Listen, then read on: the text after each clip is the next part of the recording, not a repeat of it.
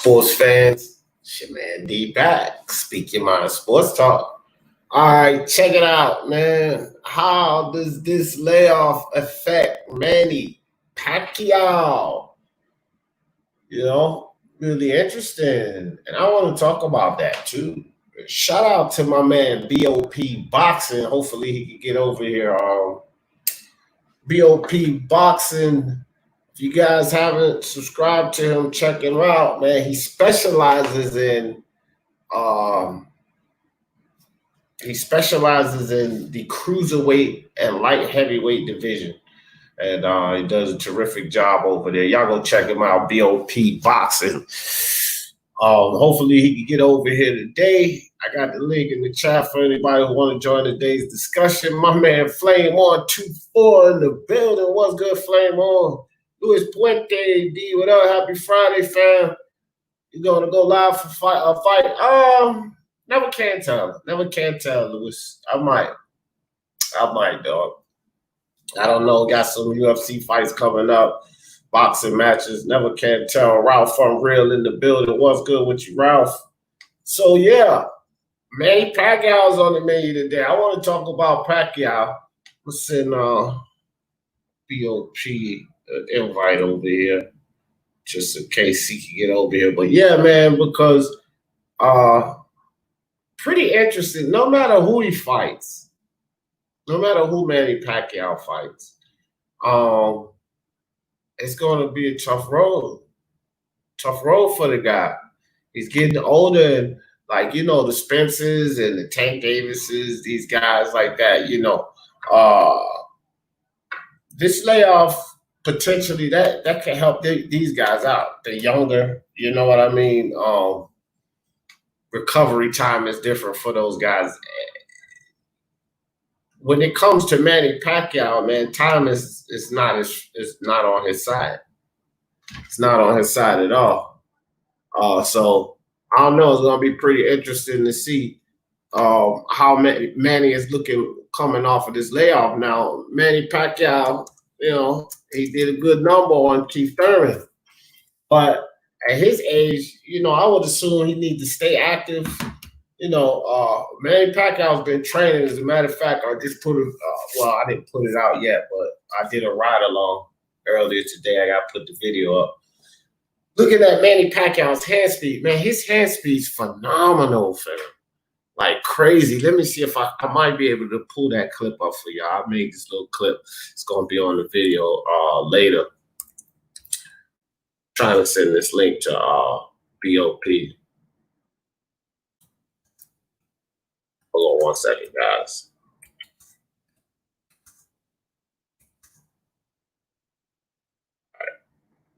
All right, that's done.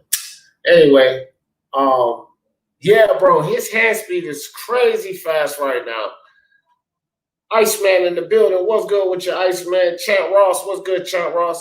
Guido. Hold up. Did I see my man Guido up there? Guido, what's up, Guido? What's up with you, fam? Yeah, let me see if I can pull that clip up for y'all real quick, man. Let's do it. Yeah, it's real cool. I got this clip. This clip is gonna be this little clip gonna be on that video I put out later. I wanted to come put this live up, but let me put the link in the chat for anybody else. Justin Trouble in the building. What's good with you, Justin Trouble? Link in the chat again. Champ said, let me see, Champ. Yo, I agree. Pac not coming back till January at earliest. Right, bro. So, man, it's just interesting, bro. Let me see. Flame On said, man, he keeps himself in shape, though, unlike most welterweights. Yeah, and that's the thing that's working for him. You know, that was like Floyd Mayweather. Floyd kept himself and phenomenal shape, which is why he was able to last so long, and as well as Manny. But Manny's coming up on the end of it. Excuse me, Phil on, and then not only that too, fam. Remember that dude? He had a lot of fights behind him. You know what I mean? This dude's got 70 some odd fights. That's a lot of work to put in, bro. That is a whole lot of work to put in. You know? And look, okay, so Mikey don't want to fight without fans. And just like Champ said, that's at least till January. Mikey ain't fighting without fans. So if they extend the thing with the fans coming back, then that's going to be even more time, because here's the reality of it. Manny's the cash cow at 147, so most likely they're going to hold out to the last minute for whoever he fights, because they're going to want fans. They're going to have the need for fans to be there.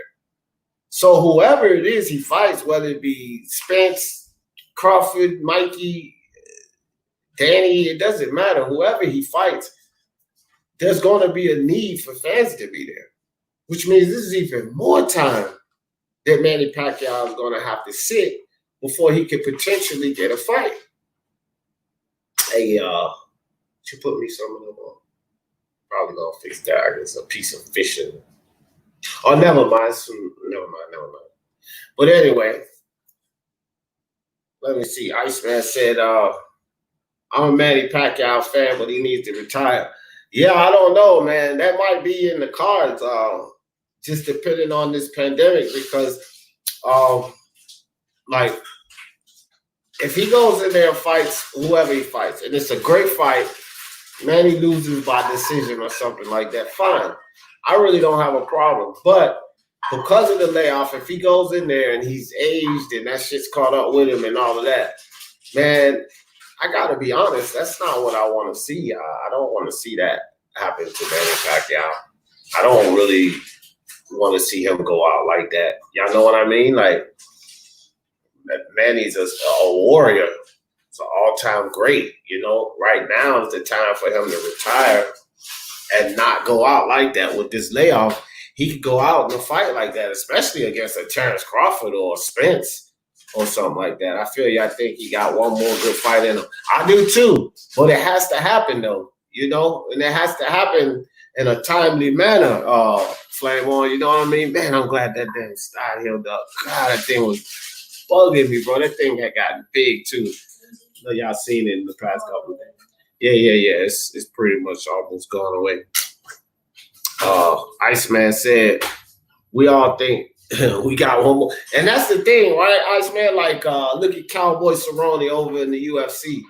Like, it's always like that one more fight. But, bro, sometimes it's time to hang it up. Like, you can't argue with guys like Andre Ward, Tiki Barber, Barry Sanders. People say that they hung it up too soon. They had more left in it. But what if they didn't? What if they knew that the time was right and they decided to go out on top instead of going out the way they went out? You know, John Elway. John Elway was old. He won those last 2 Super Bowls. They wanted him to come back one more time. Give you one more. But John was like, you know what? Nah, bro. Take these 2 Super Bowls and call it a day. Smart move. Sometimes you got to hang it up at the top, because you could go out on a bad note. I respect the fact he hasn't retired, especially after getting KO'd by Marquez. Yeah, I mean, again, that's the spirit of Manny Pacquiao. He's a warrior, you know? He's a warrior. But, again, he's no spring chicken, man. Like, between, your 20s and your early 30s, early to mid-30s, you can recover well. You know what I mean? It doesn't take you as long. Like, look, Manny's in his 40s, and I know he's kept himself in good shape, but Father Time plays the same with most people. His recovery time and all of that is not going to be it's not going to be easy for him going through these training camps. Now, one good thing for Manny is he ain't got to worry about, all of this weight cutting and stuff. So that's a plus. You know what I mean? But at the same time, man, training camp is training camp for these athletes. And Manny has to go through that training camp regardless of what fighter he goes. And time, in my opinion, is just not his friend right now. Like, time is not Manny Pacquiao's friend. Let's say Spence goes in there, has a good showing with Danny Garcia, and that's Manny Pacquiao's next fight. See? Then what you think? Because if Spence chin is good and Manny is going in there against an Errol Spence, that size, remember how Jeff Horn bullied Manny Pacquiao around the ring. And Jeff Horn is no boxer. He's not a good boxer like Errol Spence. So that's going to be like, man, I don't want to see Manny in there like with a guy like that for his last fight, and he's been off a year and some change. Nah, bro. A year and some change layoff is good for guys in their early 30s. A year and some change layoff is not good for a plus 40 fighter. No way, bro. Luis, I agree. No way. Not even immediately off the layoff, because here's the thing with this whole GGG thing. That could be the earliest fight he could get. And GGG cherry picking ass would definitely go for that because it's a lot of money. The zone would go for it because that really clears their bill. You know what I mean? They got to pay GGG some money because he's contracted with him. Golovkin got, I think, I don't know, three or four more fights left on his contract with them. And then putting him in the ring with Manny, that definitely clears what they need to do. They can make a lot of money back off of that. It'd be justified. So, but what about the pay-per-view aspect of it and the fans? Like that, GGG, Manny Pacquiao stepping up 2 weight classes like that, bro, that would be massive, a massive fight. That's a fight that would demand fans. So I don't really believe that they could pull that off as a first fight, first fight back. Or whenever Manny's gonna fight. That's the hard thing about this, guys, is because I'm thinking that Manny Pacquiao's fight, whoever it may be, is going to require fans. It's going to require the fans. That's an issue right now. That's an issue. I do agree, Luis. No GGG. Like, if you're gonna go out with a bang. Yeah. But Crawford or Spencer, one of those guys could be a bang. Don't go out foolishly. GGG is a bang, but that might be too much of a bang. Iceman, you know what I mean? Raider, what's up with you? Do you think Manny is going to retire? He should announce, this is my last fight, kind of. Well, I do believe whichever the opponent is, I think that is going to be his retirement fight. Shouldn't it be? Especially if it's, well, I don't, gosh, it's so hard to say who's going to be with this whole fan shit, but especially if it's Spencer Crawford for unification, because I think he loses the fight, and I think maybe it should be his farewell fight, Raider. I think that should be his farewell fight. Man, I want to find that clip for y'all, man.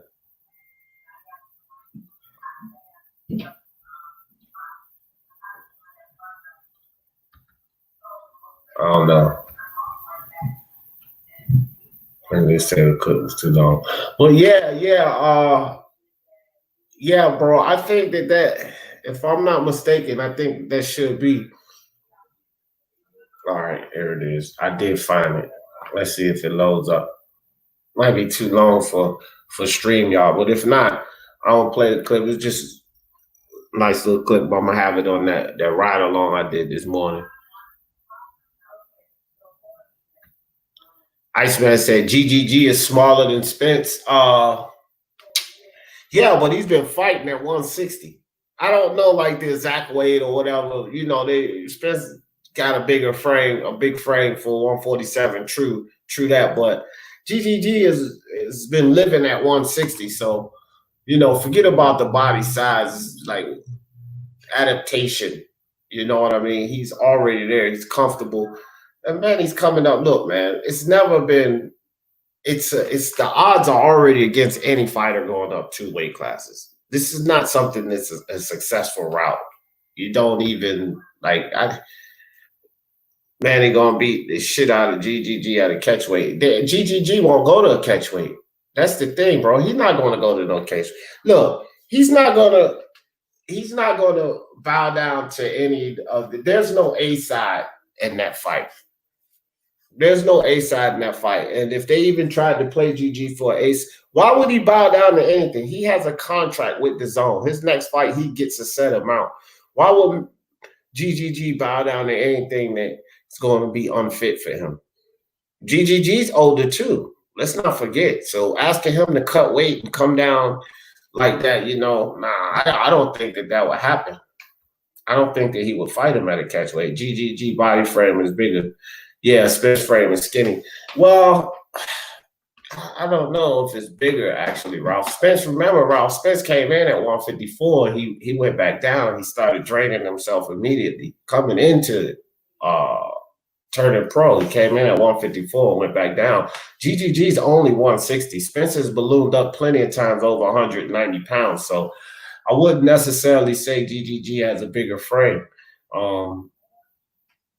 I don't know. It's close. So you see those guys standing side by side. GGG. You wouldn't think that, Ralph. Like, Spencer's a big dude. He should have been at 154, to be honest with you. Hashman boxing in the building. What's good with you, Hashman? What's up, fam? Right, like 185, 190. He used to, Ralph, but right now he's been keeping himself down at a steady 165 or 160. So he's changed a lot of those habits. New vid dropping at 6. That's what's up, Hashman. I got one. I'm getting ready to drop in a bit. If I could, it's just a little ride along I did talking about Manny Pacquiao and Crawford. Like, Manny could beat him.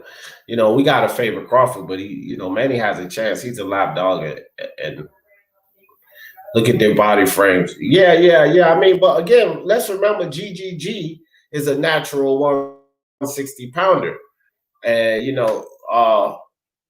that's where he's been fighting at. He's been living there. So even if despite the frames, Spencer's been at 147. He's been living there. Manny is capped out at 147. This is a whole new world, going up 2 weight classes. This is a whole new world. Manny definitely has the speed, footwork and agility on GGG, but Manny ain't no damn Floyd Mayweather.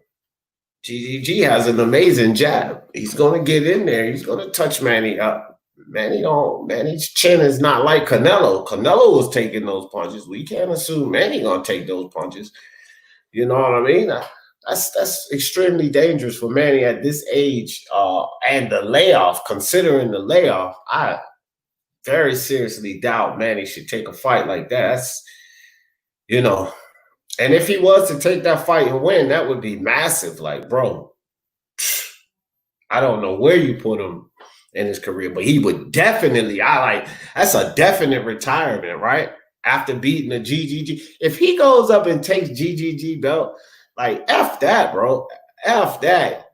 That's another weight class that he would have won a belt in. Imagine that too, guys. This means he would have won a belt at another weight class, 160. Man, that would be too much. That's definitely something to retire on and go out on top. He would definitely be going out on top. Yeah. Well, it's not. That is, yeah.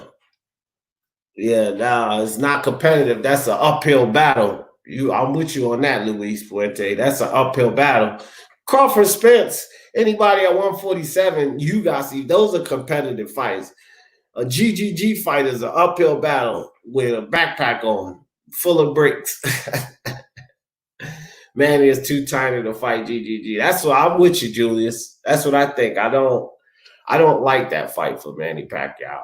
Not even a little bit. You know what I mean? Oscar De La Hoya, yeah, his stomach is. That's for damn sure, Iceman. 9 different divisions. I know it would be insane.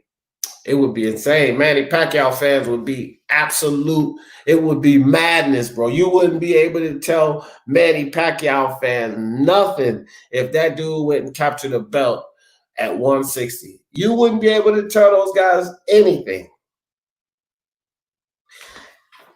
That question, man. That question. See, here's the thing, Flame On. Here's the thing. The biggest question, like, they coincide, bro. They coincide. And this is my problem with if he would pass Floyd or if they would still be where they are now. You know, because to me, it's an argument of whose legacy is better. You could say Manny, you could say Floyd. They both accomplished different things. Fuck the 50-0. I don't go on that. I say it's an argument who has the better legacy. I don't say Floyd or Manny. But the way I look at it with him going up 9 division, GGG, one of the biggest knock that a lot of people have on Floyd is that he waited Manny out.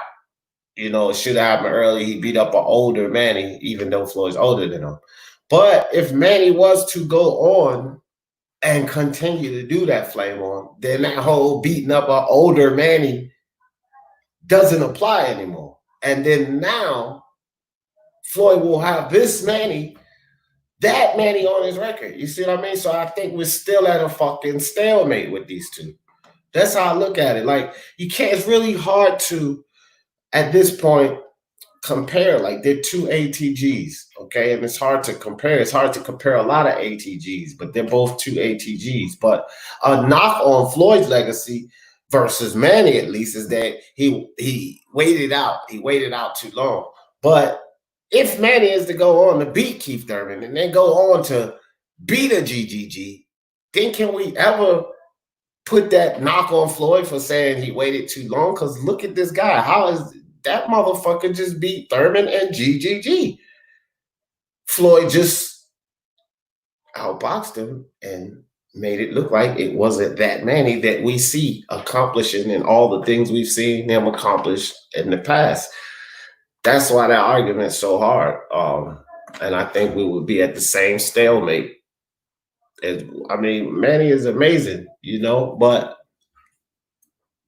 I don't know. I wouldn't debate it. Imagine Jose Ramirez catchweight fight. Yeah, you know what would be cool? It's not enough time, but Jose Ramirez get it on, and then Manny drops down to 140 and fight the winner and get all 4 belts.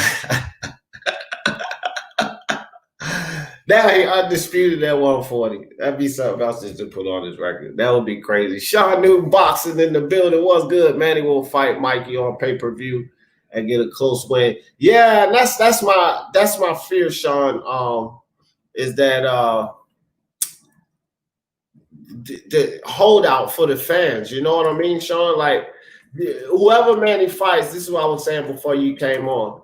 Whoever Manny fights is going to have to be in front of a crowd.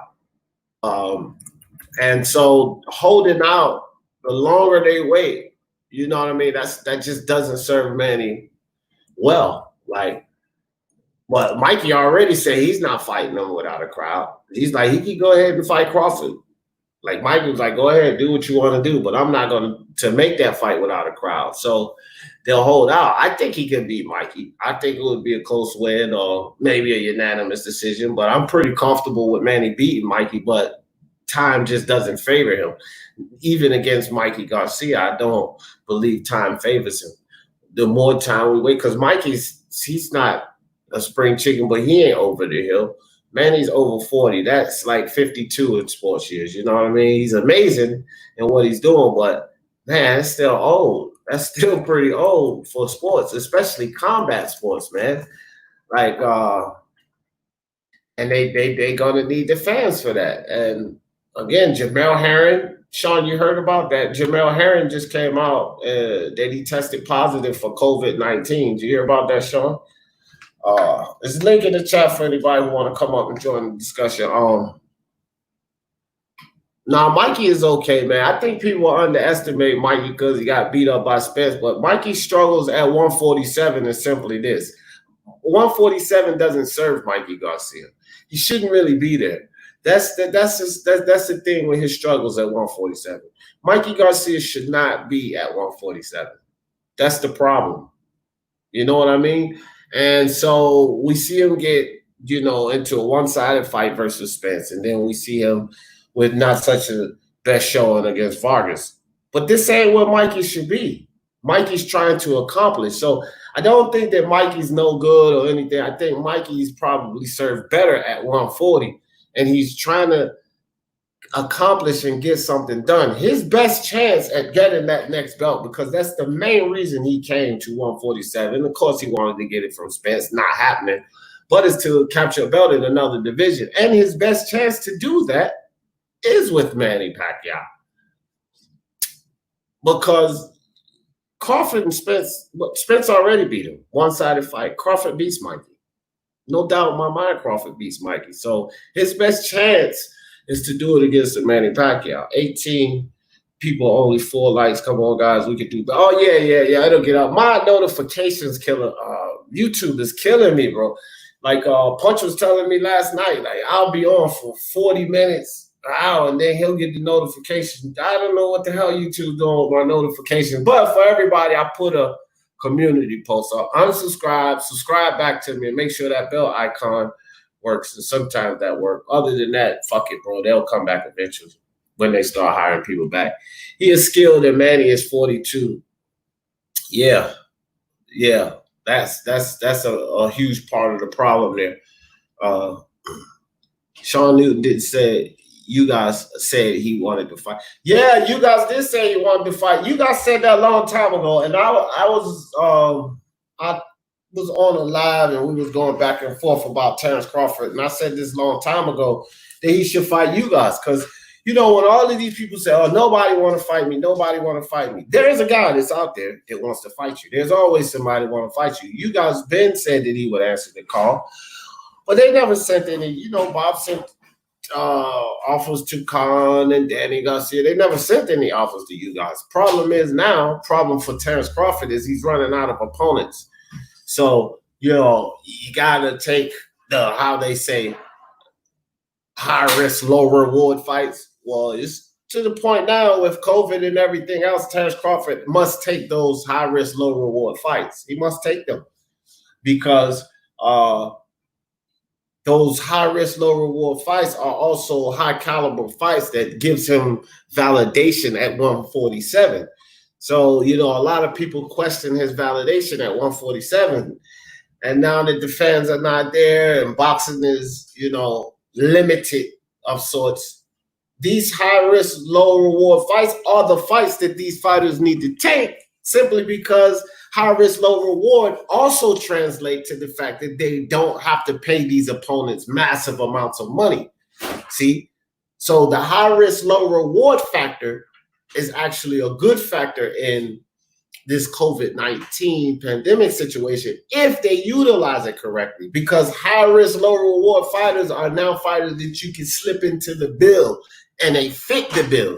Even though it's high risk, you're still pleasing the fans, and you don't have to pay this guy a tremendous amount of money. Now, plenty of people would love to see Ugas versus Crawford, and they don't have to drop a massive amount of money for your Dennis Ugas. Makes this fight very, very, very possible. And I think it's a fight Terence Crawford needs to take. You think Manny will ever go back down to 140 to fight whoever is undisputed? That's what I was just talking about. That would be awesome, wouldn't it, Sergio? Wouldn't that be awesome? Crawford, Taylor or Ramirez versus Manny Pacquiao will be great. Apparently, he's chasing the vacant WBA regular title instead.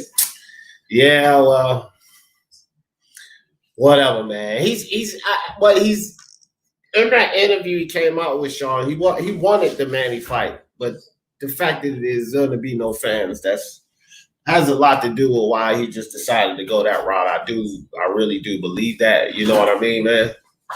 But had all of this stuff not happened, I'm pretty sure he would have went the Manny Pacquiao route. Manny ain't beating GGG. No, I don't think so either, Killer. I don't think so either, bro. surgery would be dope. Yeah, it would be a great fight, man. It would be. Allegedly, Manny wasn't 100% when he fought. When he fought who? Keith Thurman? Man, please stop that. Both of them dudes was juiced up out their gills. Oh, you gotta get me to it. I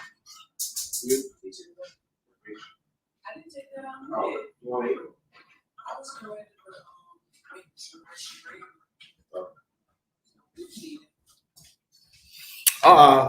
Sorry about that.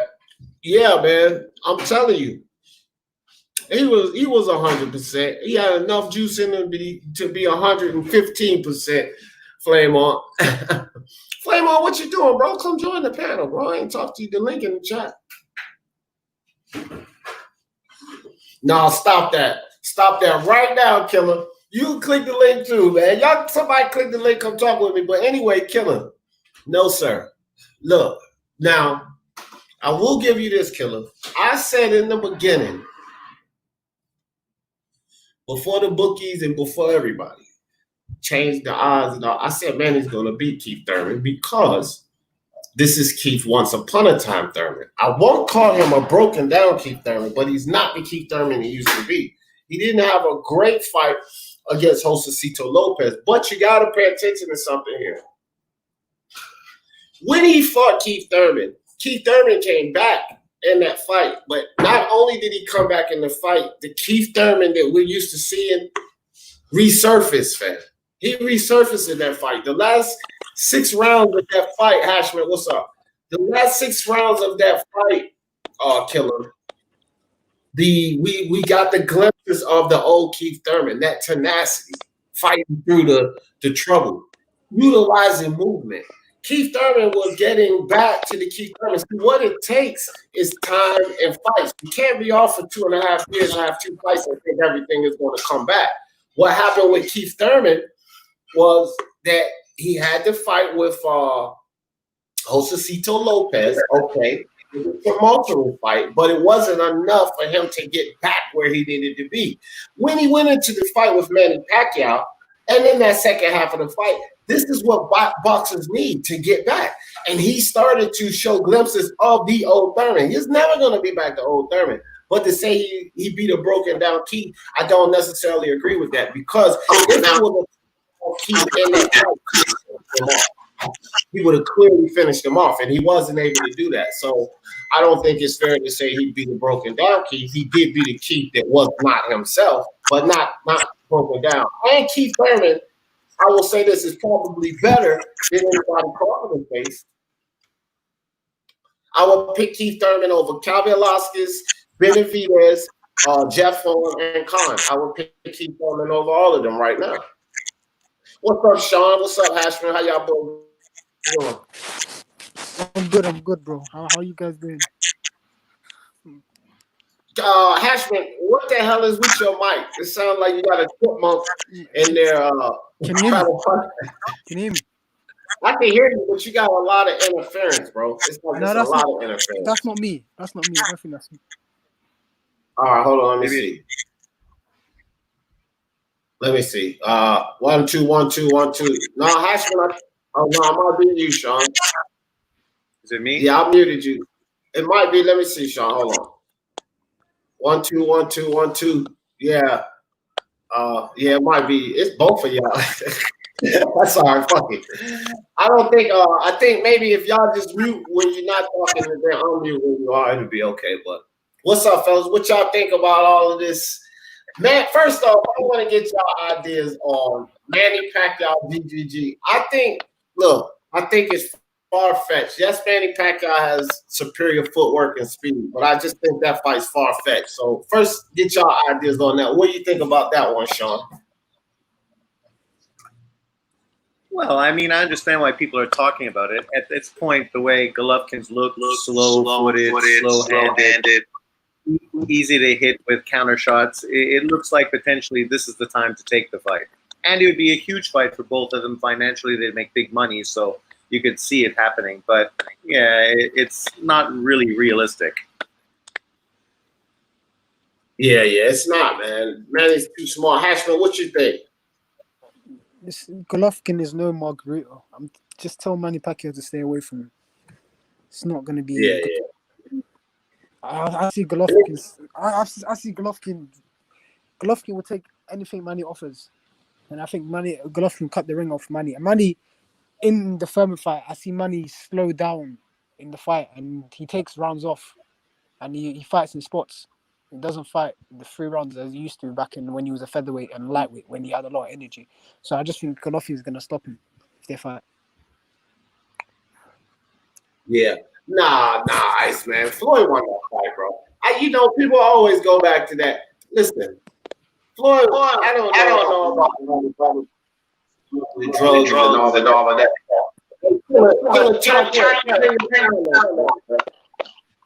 It's a lot of feedback, but I don't know about the drugs and all that. Floyd won that fight. It wasn't pretty, guys. It wasn't pretty. It was an ugly fight. Okay, but Floyd won that fight. Just that simple. Like, that's the thing. That's the thing that I'm talking about now. Now that Manny's beating Keith Thurman, even if he was to beat GGG, I don't think it happened. But now that Manny's accomplishing these things, that's just the point of Floyd, bro. Floyd still beat that guy that just beat Keith Thurman. He beat him. See, it's hard to make a guy like Manny look the way Floyd made him look. Because Manny's going to persevere and get through what he needs to do. AD, did you see the interview that they had with Manny's trainer when they asked about Canelo? And even his trainer said Manny's way too smart for Canelo, and Triple G's way bigger than Canelo. So what do you think about that on that point? Well, I don't agree with that. His own trainer said he's too smart for Canelo, and Triple G's bigger than Canelo. Okay, yeah. I have a speakerphone because I'm currently like sort of at work. I work at home, but I'm at work, so I have to leave my headset, on the side for a call. It's cool. I'm gonna just put you on. So his trainer may have said that, but trainers say things about their fighters. Like Tundi said that Anthony Yard was superior to Andre Ward. Okay, don't get me started on the things Angel Garcia and even my boy Teofimo Sr. says about their sons or the guys that they're training per se. Trainers say these things. We can't take that as face value. Now, his trainer says he thinks that he's smarter than Canelo. I don't think that that's necessarily true. Look at the things that Canelo does in the ring. No, he didn't say he was smarter. He said he was too small. He's like too short, like not bulky enough to fight a Canelo. And I said, that's what I say, Triple G's bigger than Canelo. And if Manny's own trainer is saying that Manny is too small for Canelo, what does the guy say about Triple G? Yeah. No, with that I agree. 100%. He's much too small. That's the thing. Like, I don't think, people talk about the Margarito fight, right? Well, look at when that fight was. This is Manny Pacquiao now. I think we got to keep things in perspective. This is GGG and Manny Pacquiao's old, but even still, GGG is years younger than Pacquiao. It's just not reasonable. I don't know what people thinking. If Manny Pacquiao's, say, 33, 34, bro, I wouldn't put it past Manny Pacquiao. Not that Manny Pacquiao, but this Manny Pacquiao? Nah, bro. I mean, look at the fight with Thurman, and he put Thurman down and still barely won that fight. Without putting Thurman down, we may not be talking about Manny Pacquiao at all right now if he didn't drop Thurman in that fight, right? How does Thurman fare against a GGG? Man, GGG would knock Thurman out, bro. He would knock him slam out. And Manny just went in a battle with a Keith Thurman. So I don't see that, bro. I don't see Manny Pacquiao. Brian Harkin in the building. What's good, Brian? How you doing, D? I had that one in the chat. As soon as Triple G lands on him, that's my consensus of that. Does people want to see Manny Pacquiao get killed? Because I think that's what could happen. Yeah, that's what I was saying too, man. I was like, okay, hold on real quick. I got lost in the chat at all. Mark Ashley, what's up, Mark Ashley? Appreciate you big time, bro. Mark Ashley with the super chat. He says, I love Manny, but he's going to get old overnight. That is what I'm afraid of too, Mark Ashley. Go ahead, Brian. Yeah, absolutely. Fighters have a shelf life. They have a time, and they have a time where they're in their prime and at their peak. Manny's peak has passed him, even though his talent is superior to a lot of boxers today. But can Manny hurt Golovkin? I don't think he can. No. That's another problem that I have too.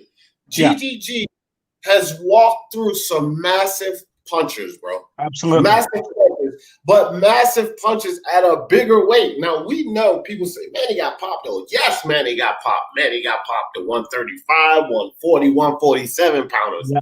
Does Manny have popped to a 160 pounder who was eating Canelo shots? The same Canelo that just laid out a 175-pound Kovalev.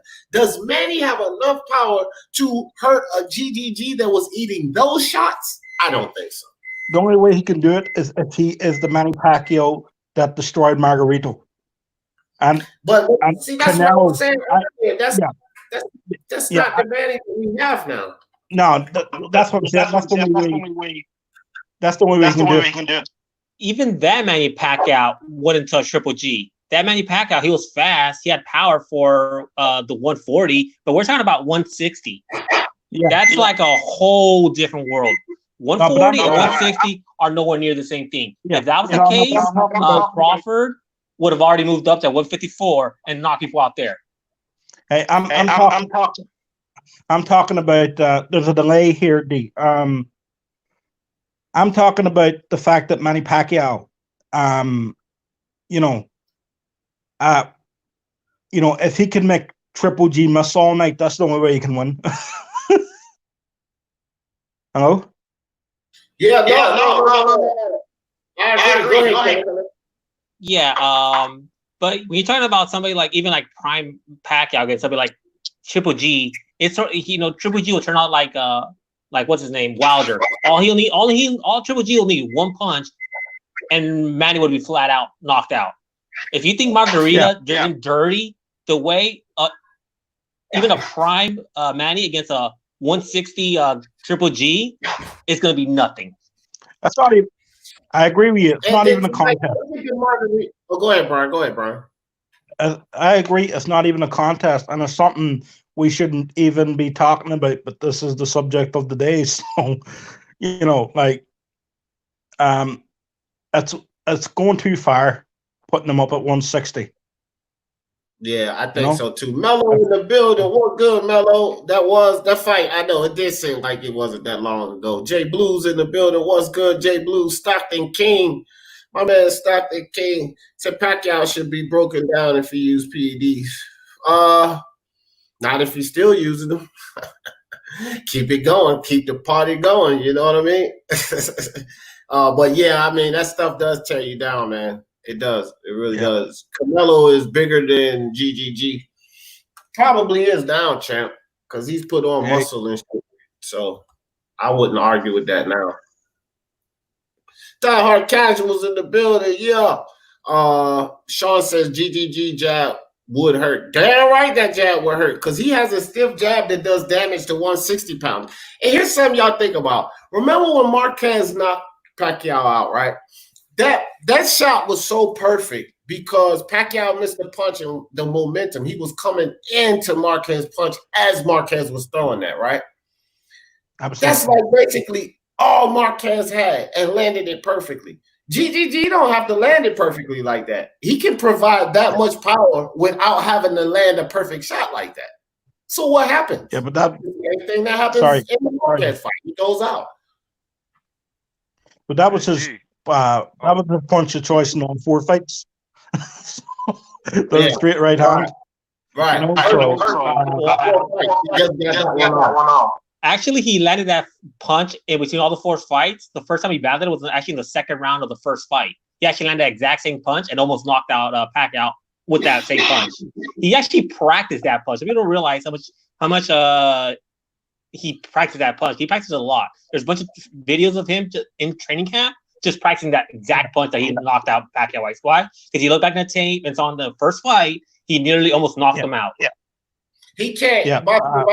Boxing Virus says GGG moving up might do good for him since he won't have to cut as much weight anymore. He can't move up, Boxing Virus, because he's too old. I do see. I get your sentiment because you're draining, you're cutting down. But let's remember, GGG is not a huge 160 pounder. He's not huge for 160. And the fact that he's so old, what is he going to do against a Benavidez, a Plant, even Callum Smith for those guys? I think they put him away because GGG doesn't have what it takes to offer at 168. I don't know if moving up is smart for him. Go ahead, Brian. Yeah, he's a strong 168 though. You know, he's naturally strong. I don't think. Well, Triple G might be forced to move up to 168 if he wants like the third Canelo fight, or if he wants to fight like any like top level competition, because everybody's moving up to 168 because Canelo's there now, and he may just stay there. Canelo's still business at 160, and if he doesn't, all these videos I make, I'm gonna be putting one out, flaming the hell out of my boy. Listen, Canelo and Oscar has a responsibility to clean out 160. They shouldn't have put it out there and guaranteed the fans that they were going to do it. He needs to fight Andre, and then GG and the zone to come around. Who was that with the echo? Whenever GGG and the zone decides to come around and make that fight happen, he needs to take that fight. Therefore, that'll be 3 belts. Charlo will be swayed eventually, or his dumb ass will lose the belt, but he needs to clean out 160. Well, as far as Oscar is concerned, they've already cleaned out the division. They beat Triple G, which was a number, 2, 1, or 1A or 2 in the division. Then they cleaned out Jacob, who was the third best person, like flat out. So as far as they're concerned, and the fourth guy lost to both, which is Sergey, lost to both Triple G and Jacob. So as far as they're concerned, they're done. Nah, dog, you got to get 4 belt undisputed. Look, I understand what you're saying, but in a sentiment, you could say the same about Tyson Fury, no? Didn't he win every belt there is to win? But no, you got to have 4 belt undisputed, bro. That's what it's about. Like, just because you want all of the belts, you ain't clean out shit until you hold all of those belts and you're saying, I am the guy, such as Crawford, such as Ramirez or Taylor will do, or Nui maybe, Lomachenko, Teofimo Lopez may eventually hold all the belts and say, I am the guy. Oscar De La Hoya and Canelo, they offered this to their fans. So they have to deliver. They have to. Or he has to. And he can't clean out the division in 168. There's bigger fights in 168 at this point, and all the 160s are all talking about moving to 168 anyway. So maybe he just stays but there because there's where he could just, almost as much. It's only one extra fight to clear out the division at 168 as it is at 160 because he's already the franchise champion, so he has 1 belt like sorta in both divisions, and like I said, just 1 extra fight to have to complete all 4 belts.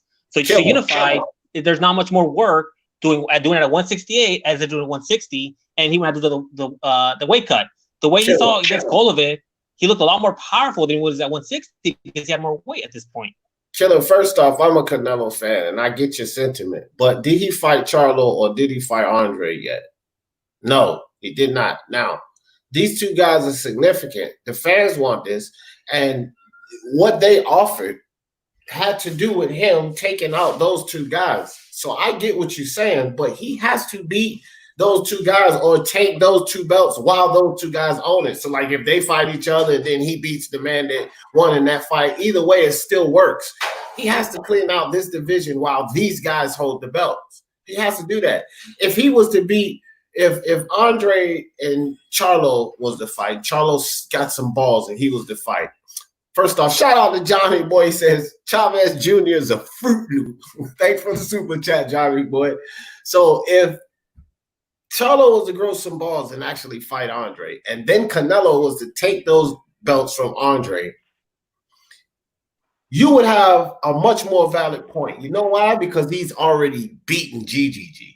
But he has not taken those two guys out. And his deal, and Oscar's deal, definitely has something to do with these two guys. See, these two guys are considered the best. Remember, to be considered the best, you have to beat the best, all of the best. I am the man. He has to beat those two guys. Or like I said, a variation of them fighting each other and him taking that belt. He has to get that done, fam. But do you think it would be more significant if he became undisputed at 168? No. Or 160? No, I don't think either is more significant than the other. 4-belt undisputed is 4-belt undisputed, but you still have to hold him accountable for what he said he's going to do. Okay, so let's say if Spence goes up to 154 and then he cleans out 154. People still going to hold him accountable for not cleaning out 147, especially that Crawford was there and all of that. You know they're going to hold him accountable. So we got to hold Canelo accountable the same way. You and Oscar say you're going to clean out 160, and Charlo and Andre are involved, right? And if you don't fight those guys or the variation, like I said before, of that happening, bro, you got to be held accountable, Canelo or not. Like, we got to keep. Okay, you say you want to keep the same energy, but didn't Charlo already reject the Canelo fight already? So what do you want him to do?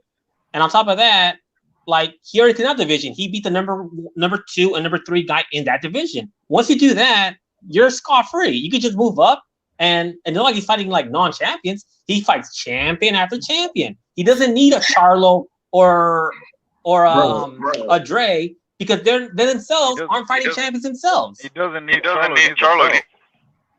Ness Mendoza in the building, yeah, but look, see, here's the thing, Killer. You singing the song that I'm singing to, Ness Mendoza in the building, and Ness Mendoza in the building. You're singing the same song that I'm singing to the guys that like to call Canelo ducking Andre or all of that. So I'm with you, bro. Like, you got to understand this. Everything you're saying, I've been saying to these haters, like, Canelo's done this. Canelo's fighting champions. Canelo has this.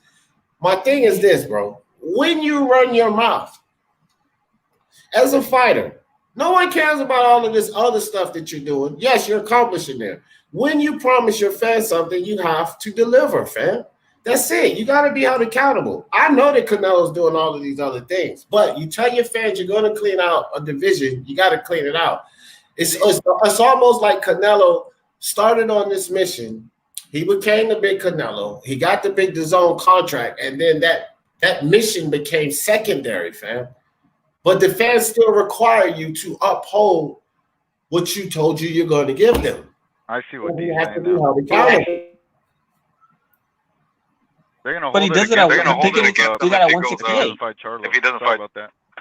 They are going to hold him accountable. I'm going to be with you, Killer. Like, I'll be on your side. But what I'm telling you is, regardless of all the fights you put up, that dude's going to be held accountable for not cleaning out 160. Right. You got to believe that. He will be held accountable, fam. Yep. But haters are going to hate anyways. So even if he beats, if he beats Charlo, they're going to say, well, who has Charlo beat? So it's irrelevant. If he beats Andre, they're going to be like, who did Andre beat? He's just the weakest champion in that division. So it doesn't matter. So when he fights just at 168, where everybody looks at everybody as a monster, that everybody says could be Canelo. They said Kellen Smith is too big for Canelo, and he would crush Canelo. They said Benavidez would destroy Canelo, so he'll get a lot more props to clean out 168 than he ever will at 160.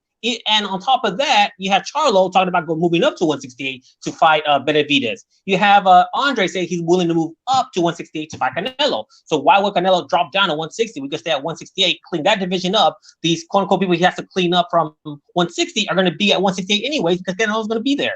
Okay, I agree with you. What the fans have said already, nobody told you to run up to 175, put all that muscle on and fight Kovalev. No one told you to ease down to 167 without getting that business done. You understand? Look, Charlo, like, here's the idea. Charlo, Andre, and all they're begging for money, they're arguing for money. And keep it real, Killer. Andre never ducked that smoke.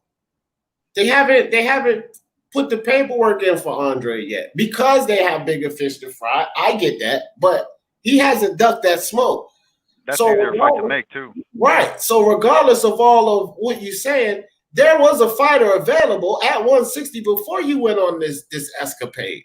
And those the things that fans are gonna hold him accountable for regardless, especially the haters, bro.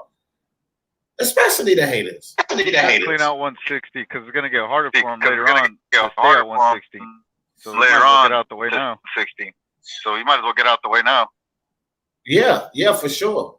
Right, get it out the way because the more he goes on, like especially packing that muscle on, you know what I mean?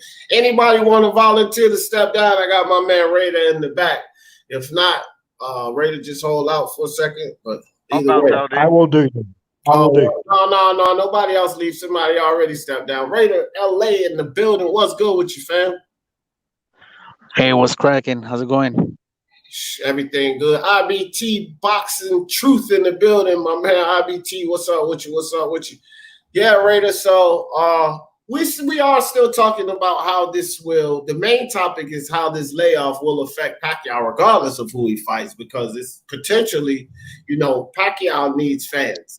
Okay, so potentially he could be off a year plus waiting on the fans to come back, and he's already kind of over the hill. So, what do you think? I don't know. I mean, I don't know who he's gonna fight. You know what I mean? What is he looking for? Is he looking for like a legacy fight? Is he looking for a money fight? Is he looking for an easy fight? I mean, we don't know. It might be a little bit of both. Like all of them.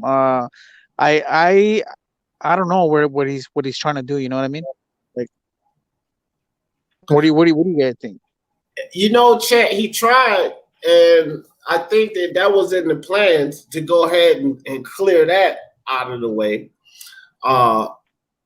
He tried that, and then GGG wants to take this other fight. So Canelo can't sit around and wait around for GGG. He's got to move on, and he's got $35 million fights to fight. So that's true. I agree with that, Chet Collins. He needed to go ahead and clear that issue because I'm pretty sure he would beat GGG, but he needed to clear that issue, and he just didn't get it done because GGG decided to go in another direction.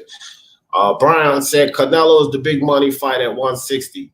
That's facts, Brian. He said that in the private chat. I just wanted to read that to everyone. And shout out to Johnny Boy. Thank you for that super chat, Johnny Boy. But yeah, man. What do you think about this Canelo talk? I know you was listening on that, Raider. No, I just said that. Can you hear me or no? Yeah, I can hear you. You're good. No, I just said that. I don't know what Pacquiao is trying to do. Is he looking for an easy fight? Is looking for a legacy fight? Is looking for a money fight? Might be a little bit of. Yeah, well, with that, I don't know either, bro. Like, I don't know. I think Manny Pacquiao knows that. Yeah, and depending on what he chooses, I think that's what fight he's gonna choose. I mean, is he looking for like a Mikey Garcia fight? Is he looking for like a legacy fight with like Spencer Crawford or a money fight? I mean, we don't know. I mean, is he gonna move up? I doubt it. I don't know what his plans are at this moment. Yeah, it's hard. Chat says, do you think he actually won either fight? Yeah, I think he won the second fight. The first fight, I think they could have gave the GGG, actually, to tell you the truth. But they called it a draw. You know how that goes. That's what's in the books. But, Chet, I think that he actually won the second fight. What do you guys think? First fight, second fight. Brian, what you think? Canelo, GGG, first fight, second fight. I had a draw first fight. I had a 6 rounds apiece. And I had Triple G winning the second fight. I had it 8 rounds to 4. All right. Luis. No, sorry. 7-5 I had it. 7-5. Oh, okay. Yes. Okay. Luis Puente, Yeah, what you think? First fight, second fight, GGG, Canelo. Triple G. Look, I'm a Canelo fan, and the first time when I watched it live, I honestly thought Canelo lost. I rewatched that fight like 2-3 times, and I'm satisfied with the draw, man, honestly. And not because I'm a Canelo fan. But the second fight, I did have it same 7-5 for Canelo. Right. What about you, Raider? The first fight, when I watched it, I I had it. I think I had it a draw. Right. The thing is that it wasn't a controversial fight. Like I always say, it was a controversial fucking scorecard, just one scorecard, because it was like an real even fight. The second fight, I had Canelo winning. I mean, the first fight, Triple G was missing a lot of fucking shots. He was just hitting Yeah, he there. was. I mean, Yeah. he was just even in the other fight where Canelo supposedly got hurt, like in what round was it? Like in the 9th or 10th, 11th round. I don't remember which one. The ninth That round over yeah, the he got hurt. If you notice, I don't remember if I did a video, but that fool Triple G missed like 8 shots in a row. So how is Canelo gonna be hurt when he fucking Canelo dodged like 8 punches in a row? You know what I mean? So yeah. I mean, I don't know. I mean, it was a close. Both fights were close, but I gotta rescore them, dude. But I had Canelo the draw first one, and the second one for sure Canelo won. Yeah, Killer Z said, gotta give some support to one of my faves. I appreciate the super cat, Killer Z. I said super chat, Killer Z. Appreciate I got a question for you, brother. Go ahead. We have that whole Manny Pacquiao supposedly somehow fighting Triple G. If that were to ever happen, why Triple G though? Why not somebody else that's more reasonable? I think that it was to play the fans. So it's old trick, old promotional trick. So they put this fight out there. It's an outlandish fight, but we know that Manny Pacquiao is the kind of warrior that will jump up 2 weight classes, right? So they put that idea out there just to announce Pacquiao Crawford, which they know will need the fans, and that will be delayed. And they fizzle that down to us getting the Usyk, you guys versus Crawford fighting Manny versus God knows who. But just to keep the name flowing in there, I don't think they ever intended to fight GGG ever. No, I know, but Hey, people. Oh, go ahead, brother. Go ahead. oh my bad. No, I was just gonna say. I mean, if Pacquiao really want to go to 160 and get a 9th division belt, I think he should go for fucking Andrade. I think that'll be his best chance against He's too long for him, bro. better than Triple G for sure. Nah, because Demetrius Andrade is too long and he moves too well for Pacquiao. He'll be able to eliminate anything. Manny Pacquiao, look at the dimensions, Raider. His arms and shit are way too short for Demetrius Andre, bro. He'll bounce around and keep him away the whole time. Like, no fucking way. Nah, that's because Manny comes in and out. He bounces in and out a lot. I know, but on Demetrius, bro, Demetrius is bouncing out when he throws a punch, my nigga. Like, this motherfucker throws a punch and he's already on his way out. Manny Pacquiao. One step of Andre is 3 of Pacquiao, man. Huh? One step of Andre is like 3 of Pacquiao. Yeah, bro. He's not. That's a much more difficult fight. Look at how Jeff Horn roughed up Manny Pacquiao and bullied him around. Andre, yeah, imagine. Come on. Yeah, but Andre's sloppy though. You know what I mean? I mean, he's sloppy against like nobody's. Nah, man. I think, Raider. I just disagree with that. I think you're giving Manny too much credit. I think Andre's too long. Like, look, but wait, hold on. I said out of the champions. I said out of the champions. I see. Look, the reason I brought that question up, Styles make. I said that was. Hear me out. Styles make fights. Okay, so GGG is a better target. That's why I say that GGG would be. I mean, look, there are fights Manny's going to lose. He loses to Charlo, he loses to Andre, he loses to GGG. Let's be reasonable here. But he loses to Andre unequivocally for sure. For sure. Manny footwork will have to be immaculate. I think. Hey guys. I think that Triple G would fucking demolish Pacquiao. He's too strong, dude. I think one fucking rib hit will 100%. You know what I mean? Charlo's aggressive. And I think out of the 3, like I said, I think he has the best chance against Andrade. I never said that he was gonna win. I don't know where you know what I mean? Where you're getting it mixed up. But I said out of the I think he got so let me tell you this. So let me tell you this. Out of the champions, who does he have the best chance against? GGG. Yeah, because Charlo is too athletic and he hits too fucking hard, same as GGG.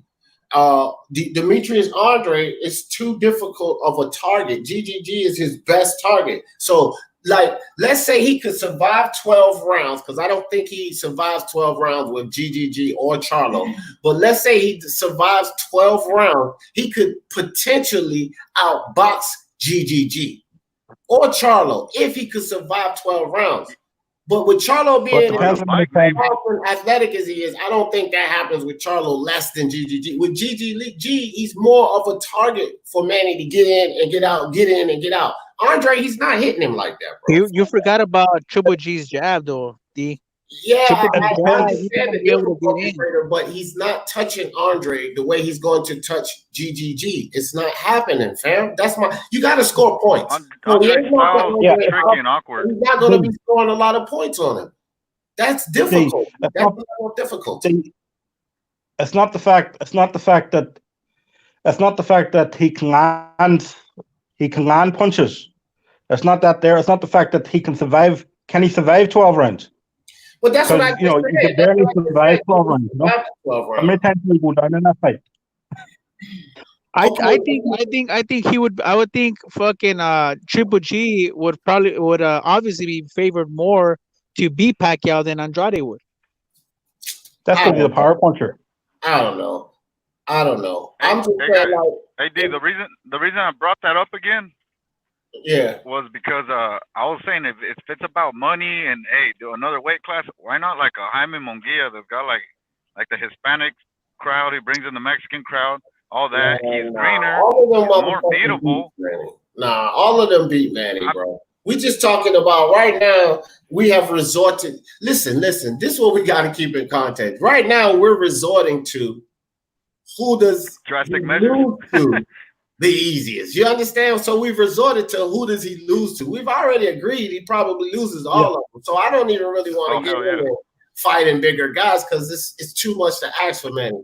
I'm just saying it's an uphill battle for all three fights. I just think not being able to really get to a guy, then you definitely lose the fight. There is a chance that he could get to 12 rounds with GGG or Charlo, and then he could win on the cards. He ain't winning on the cards. He's not knocking Andre out. He's not going to score a lot of points. So with me, I'm just saying, like, I think that would be the most difficult win because how does he win against an Andre? I gave you a way that he can win against a GGG or Charlo. He just has to survive. But that is a way that he can win, outscoring them. How the fuck does he win with Andre? There's no way he's going to win because he's not going to punch that motherfucker enough, bro. Hell no. That's my whole point. That's why I say it's a more difficult fight because I don't see a possible way for him to win with Demetrius Andre. I see a potential way for him to win with GGG. He's stationary. He could get in. He could get out. Yes, GGG could touch him, but if Manny could weather that storm, he could potentially win on the scorecards. You give me a way he could win with Andre. Give me one way. I don't think there's no way. I don't think there's no way he beats Triple G. Dude, if Triple G catches him coming in, how Pacquiao likes to bounce in and out with the jab and then a right hook, he's done. I agree. You know why I got you right there? Hold on, right quick. I got you right there because you said if Triple G. So the if factor is away. What is the if factor with Andre? There ain't no goddamn if, dog. Well, he's gonna go 12 rounds with Andre. I don't think he's gonna go 12 rounds with Triple G. Right, but in the 12 rounds that he goes with Andre, he's going to lose. He's not going to beat Andre in 12 rounds. I see what we don't know that. We don't know that. Is Andrade a counter puncher? That's Pacquiao's weakness. Is counter punching. Is Andrade a counter puncher? Andrade is too long, too elusive, and too scary for Manny to outscore on him. Well, what about Margarito? Margarito, your Margarito was long and lengthy. Come on, man. Yeah, but different styles, though. No, I know it's different styles, but he's giving me the style. He's just giving me like the Raider. This is why you capping right now.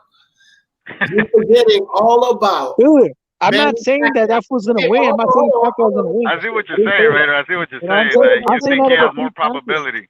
out of Wait, the exactly, wait. out of the Check this 3. out, though. Check this out, though. When you think about everything you said, just keep this in mind. Manny Pacquiao's dimensions, bro. It's like these little stubby arms at 160. Come on, fam. Yep. Hey, Yeah, D, Manny, I'm not saying he's gonna win. No, not even win. I'm saying he's not. He doesn't have a chance. You got to say this with me, like Sesame Street. Sing along. Say it with me. No, He I know. doesn't have a chance Yeah, to he probably beat doesn't have a Andre. chance, but he does have a better chance against Andrade than Triple G. That's what I'm saying. A chance to do what? To beat him than to beat Triple G. How? See, how does he beat Andre? How? Raiders talking about surviving. I think Raiders talking about surviving. No, yeah. Okay, so he has a better chance at surviving. I'm talking winning the fight. So when we say what's more difficult fight to win, he could look. He could. He misunderstood the question. GGG and win the damn fight is what I'm saying. He ain't winning the fight with Andre, bro. He's not. Yeah, neither with Triple G. Okay. I'm saying that he doesn't go 12 rounds and he gets knocked out by Triple G. Okay, he might go 12 rounds with Andrade, more likely than Triple G. That hence giving him a better chance of winning because he will go 12 rounds. You don't know. You don't know if they rob Andrade. You don't know. Who knows? For sure, he ain't beating Triple G. That's a fucking mandatory. He's not gonna beat. He's not beating none of them. Yeah. I agree. He's not beating any of those. I don't know why we're arguing. It's stupid. He's not going to beat any of those guys. Okay, Pacquiao versus Kovalev. I don't want to see a murder. I don't want to see murder in 2020. Saying who does he beat from other heavyweights? Who has the best chance? That's why I like Manny Pacquiao right now. We're fucking arguing something that's not gonna fucking happen. You know, we're arguing something that's not gonna happen. So that's our bad.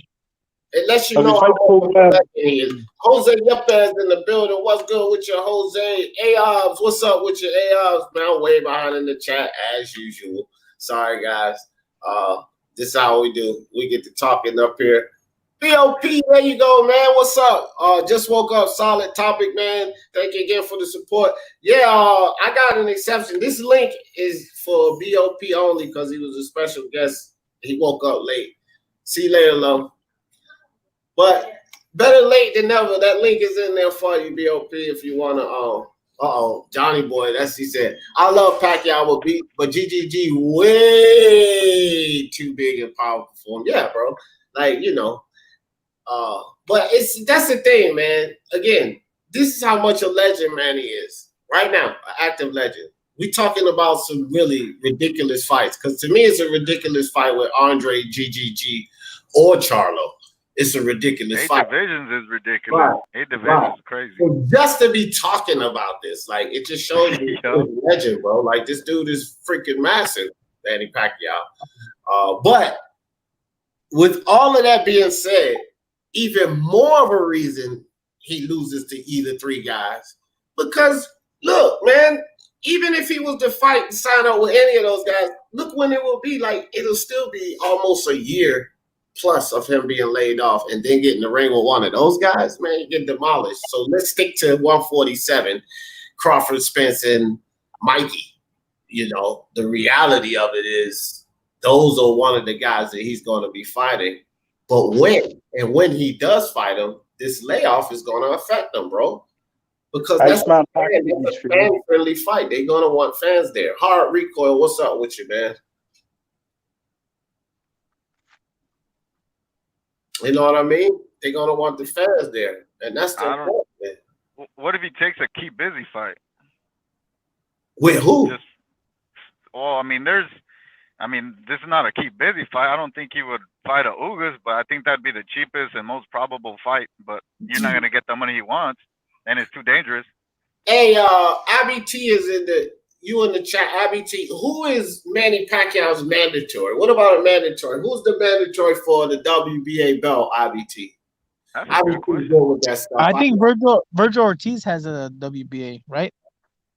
But I don't know. I think he has the gold though. Yeah, I don't think he's the mandatory. Manny Pacquiao better run. I'll tell you something. Even though these prospect, that is an extremely dangerous fight for Manny Pacquiao. That motherfucker for anybody at 147. Yeah, anybody. You know, that kid is a monster. Guys, Jerron in his boots is calling out Errol Spence and Terence Crawford, right? Put Jerron in his boots in there with Virgil Ortiz before he jumps up to 147. No shit. Like, yo, make that happen. Man, I wish these two were UK fighters because those two would be in the ring already. Jerron in his boots and Virgil Ortiz, if they were UK fighters, they would be in the ring. They would be in the ring. Look what they're doing with Joe Joyce and Daniel Dubois. They will put those motherfuckers in the ring together. Yep. Yeah, I think the other one is Alexander Vesputin or some shit like that. But I know a Virgil Ortiz is WBA gold. Yeah, I think it is Vesputin. I think that. Okay, there we go. DJ Manny Pacquiao does not have a mandatory name yet. Okay, all right. Well, there you go. Well, who's the number one? Who's ranked number one then? IVT. Well, see, there you go. It's no mandatory for him, so I guess he can fight like the number one ranked opponent, maybe. I say stay the hell away from the gold belt, Virgil Ortiz. That's a bad decision. I don't think his camp would do that anyway. Like, I don't, even if Manny Pacquiao beat him, that would be a retirement fight. Virgil Ortiz would mess Manny Pacquiao up. Rashidi is not. I thought he's at 154. What weight class is Rashidi Ellis at? Is he at 147? I think he's at 147. Oh, that would be interesting. Rashidi I know Virgil Ortiz. I know Virgil Ortiz is green, but I think he would give Spence a run for his money, man. We got to see what I agree. Look like, bro. We got to see what Spence Chen look like. Because if Spence Chen ain't right, Virgil Ortiz might beat Spence. Bro, even before the accident, I believe that kid has the potential, and he's got the ring IQ, and he's got the power to hurt him. Hey, just imagine. Hey, real quick, just imagine a fucking Virgil Ortiz and Sean Porter, dude. Both going head up, both going forward, dude. Yeah, that'd be a good fight. But look, I got a question for you, Luis. Who tested Virgil Ortiz's body?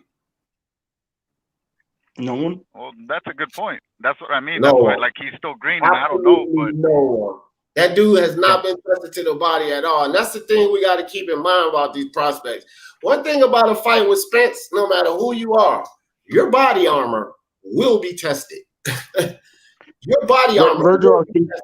And if it does not stand up to the call, you will be broken down like a double-barrel shotgun and put away. Because that body attack will break any fighter down. It will. But the reason I said that was because Spence hit Mikey Garcia to the body, and I mean, yeah, it might have hurt him, but I mean, I'm pretty sure Virgil Ortiz is more solid. We got to stay away from this Mikey situation because here's the truth. Did Spence try to stop Mikey? Yes. Did Spence try to stop Mikey? This is where people always, they utilize this fight in part. Like a measuring stick, yeah. And they utilize it, yes, as a measuring stick, but in parts and portions. So let's be realistic about everything. Did Spence try to stop Mikey and failed? Yes. Yes, he did. He even admitted he tried to stop Mikey. He admitted because of his practices in between fights, he made it harder for himself. But here's where this is the part of the fight that everybody leaves out. Did Spence attack his body and work Mikey over for the first 8 rounds like he usually does when he goes to stop an opponent? No, the fuck he did not. He started that. Hold on. No, he should have picked him apart.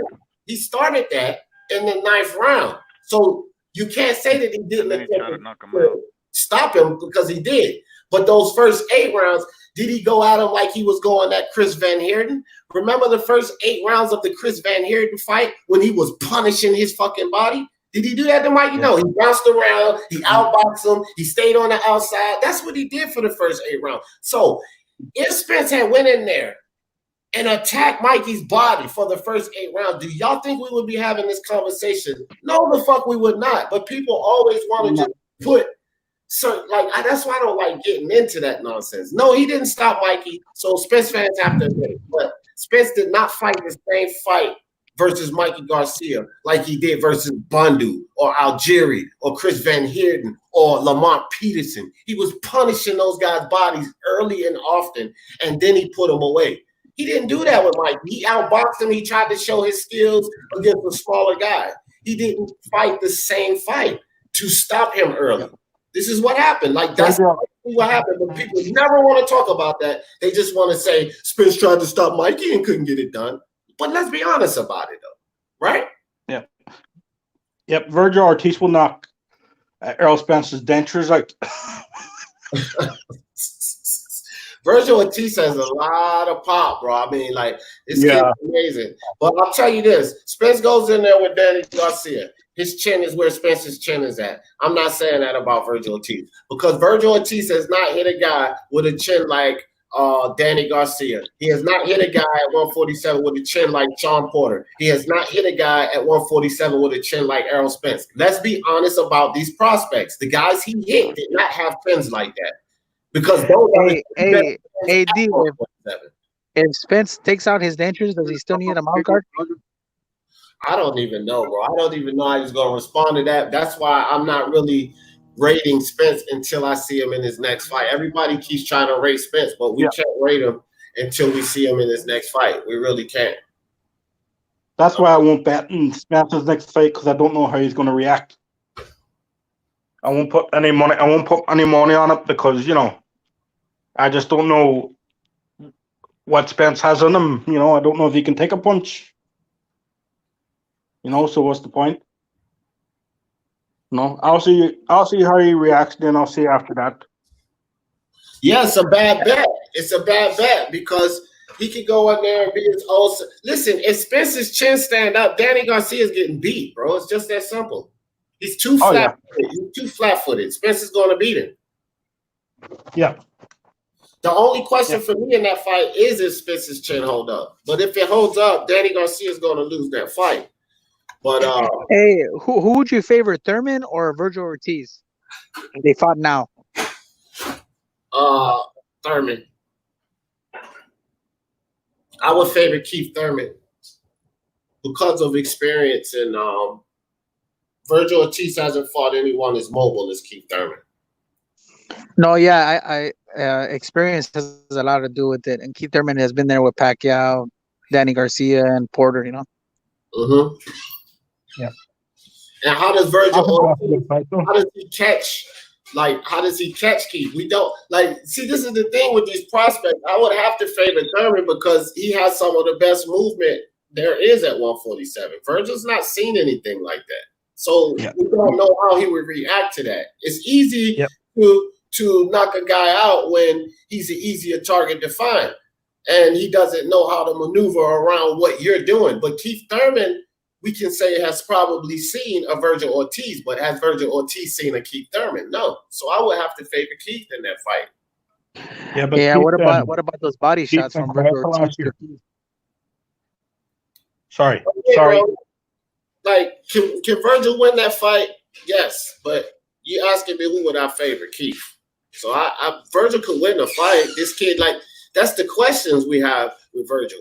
If he can cut the ring off on Keith, if he can land those body shots, if he can catch Keith, he could hurt him in a bad way, put him out of there. And then our questions would be answered. Virgil Ortiz is what we thought he is, right? That's what we have to see, though. But before we see that, I'm going to have to favor Keith. Yeah. And you know what? I like that you're consistent, D. As of yet, if we haven't seen anything from the prospects yet, then we got to give the guy with experience the win. Just by experience, you know what I mean? Facts. I was gonna say this. Hey, D, that shit I was yet from last night. I'll talk. That's not air shit, not on air shit. But I got you. Yeah. I won't call you anyway. I called you. I just woke up. No.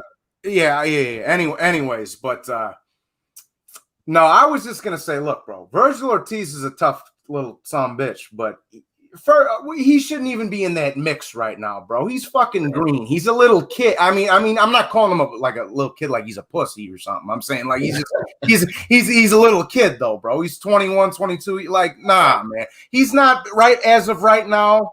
He's not beating Porter, Spence, Crawford, Pat. No. First we got to see that man make his bones first. He ain't even fought nobody yet. So what is we talking? That's Come true. on, you know. That's true. And then you know how these young fighters are, and you know we can think that these guys are grounded as we want to think, but they're still young guys.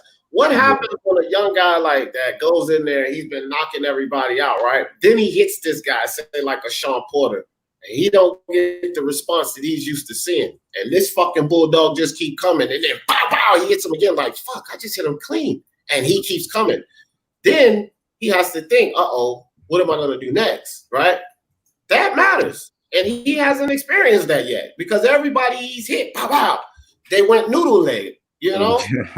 I mean, it may not work like that with a Sean Porter or Danny Garcia or Errol Spence. And D, I like the kids. See, people think I'm be trying to crap on them. Like T-Tone's about to pop out of the woodwork and be like, Johnny, you're hating on another Mexican. Nah, bro. I'm just telling you what it is, dog. The kid's still got to make his bones, bro. Yeah. His name should be Virgin Ortiz until otherwise. you gotta pop the cherry first, son. Yeah. Hey, I'll tell you this. If I see him, I give him all the validation of the world. If I see him like, okay, so Teofimo went in there and be a champion. If I see Virgil Ortiz go in there and be the champion, I'm done. I have what I need to see. Right. With Virgil Ortiz. But he has to do that for me. I'm very high on Virgil Ortiz, like very high on Virgil Ortiz. And I'm glad that they made the decision because, and I know we're a little off topic on Manny, but because Ryan crying Garcia, who punk ass, started whining and bitching. Crying. That Golden Boy came out and say, like, we're going to pay attention to Virgil because I was feeling like Virgil should be the star anyway. I was really feeling like that anyway. I was like, this dude is the star. It shouldn't even be fucking Ryan Garcia. But I understand Ryan with the Hollywood look and his social media following. I understand he's pretty boy like Oscar was, you know, pass the torch type shit. I get that. But I was all about Virgil anyway. So I'm glad this shit happened because the spotlight should be on Virgil anyway. I think he has more potential than Ryan Garcia. I really do. I agree. You know what I say? How about they have Virgil Ortiz and Vesputin fight for a WBA title eliminator and then Pacquiao, the winner gets the crack at Pacquiao. No, dog. I don't want that, Johnny Boy. No, I don't either. I don't want that, Johnny Boy, because I don't want Manny Pacquiao anywhere near that kid. Yeah, he's gonna he beat the shit out of him. But I don't want him nowhere near that kid. It could go either way. Manny could beat that kid, or that kid could spark Manny and hurt his fucking ass. And I don't want to see Manny go out like that. Virgil Ortiz hits hard, bro. And I guarantee you he hits harder than fucking Marquez. He hits harder than Thurman. Thurman buzzed Manny Pacquiao on the juice. Fuck that shit, bro. Nah, I say, well, I only want to see Pacquiao. I want to see him fight one more time, bro. One more time. I want it to be against Crawford for a couple of reasons. It's a good fight for him to go out on. I love both guys. Crawford gets the big fight he's been looking for, and Pacquiao gets to go out on a high note. So that's all. That's why I want that fight so bad, bro, because it's such a positive for everybody. Everything. Yeah. Everything. You know what else you left out? Here's another positive for that fight, Johnny Boy. It forces the Spence side because now Crawford or Pacquiao will have two belts. Well, with Pacquiao, it wouldn't be no force. He would run to that fight. But if Crawford was to win, it forces that side to clean out the division. So that fight I want that fight as bad as you do, bro. Yeah. My thing with that fight is that Willie Williams in the building. What's good with you, Willie Williams? My thing with that fight is the fact that it's a fan-friendly fight. So with no fans, no fight. And like I say, D, and like A, Crawford gets the big fight he's looking for. B, Pacquiao gets to go out on a super high note if he does lose. Yeah. And it'd be a huge fight, mega fight, welterweight unification. Like everything is a positive from that, regardless of who wins A, B, and C and D. It's a positive outcome. Pacquiao's in like a Teofimo Lopez situation or win-win, like in that fight. Like if he loses to Crawford, so the fuck what? He lost to Terence Crawford, a pound-for-pound fighter, the fucking young lion. If he beats Crawford, fucking amazing. So it's a win-win for Pacquiao. For Pacquiao fans, such as myself, because I am a fan of Pacquiao, I love Pacquiao. For Pacquiao fans, it's a win-win situation. Because if he loses to Crawford, so the fuck what? He lost to Crawford. If he beats Crawford, Pacquiao just fucking beat Crawford. Like, bro. Absolutely. It also gets Crawford in front of a global audience. For sure. Yeah. Well, and Brian, that comes with the territory, like I was saying, about Crawford getting that big fight he's been looking for, too. You know? Absolutely. Yeah. Hey, what's a bigger fight, Pacquiao and fucking Crawford, or Crawford and Spence?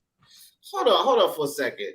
Killer, are you insane? Are you trying to get Manny Pacquiao killed? He said Manny should only fight Mikey or Canelo. No. Manny should stay far the fuck away from Canelo Alvarez. Are you serious? Bro, homie, they're 2 weight classes apart. What is that? What is Man, are you listen? I thought I was the one smoking here, Killer. Are you? Yeah. Real potent shit. Yeah. Canelo would fucking murder fucking Pacquiao. But okay, I'll tell you what, Killer Z. If Pacquiao goes up and fights Canelo better get his bitch ass up there and fight Beterbiev. Then I'll tell you that song. Hey, Johnny boy, Killer Z smoking some Killer Z. Yeah, you smoking some Killer Z. Yeah. Hold on. Colin says if Ortiz went to PBC, he'd be fighting for a title, but already Golden Boy is not in a possession of a champ at welterweight, or he'd be a champ. That's possibly true.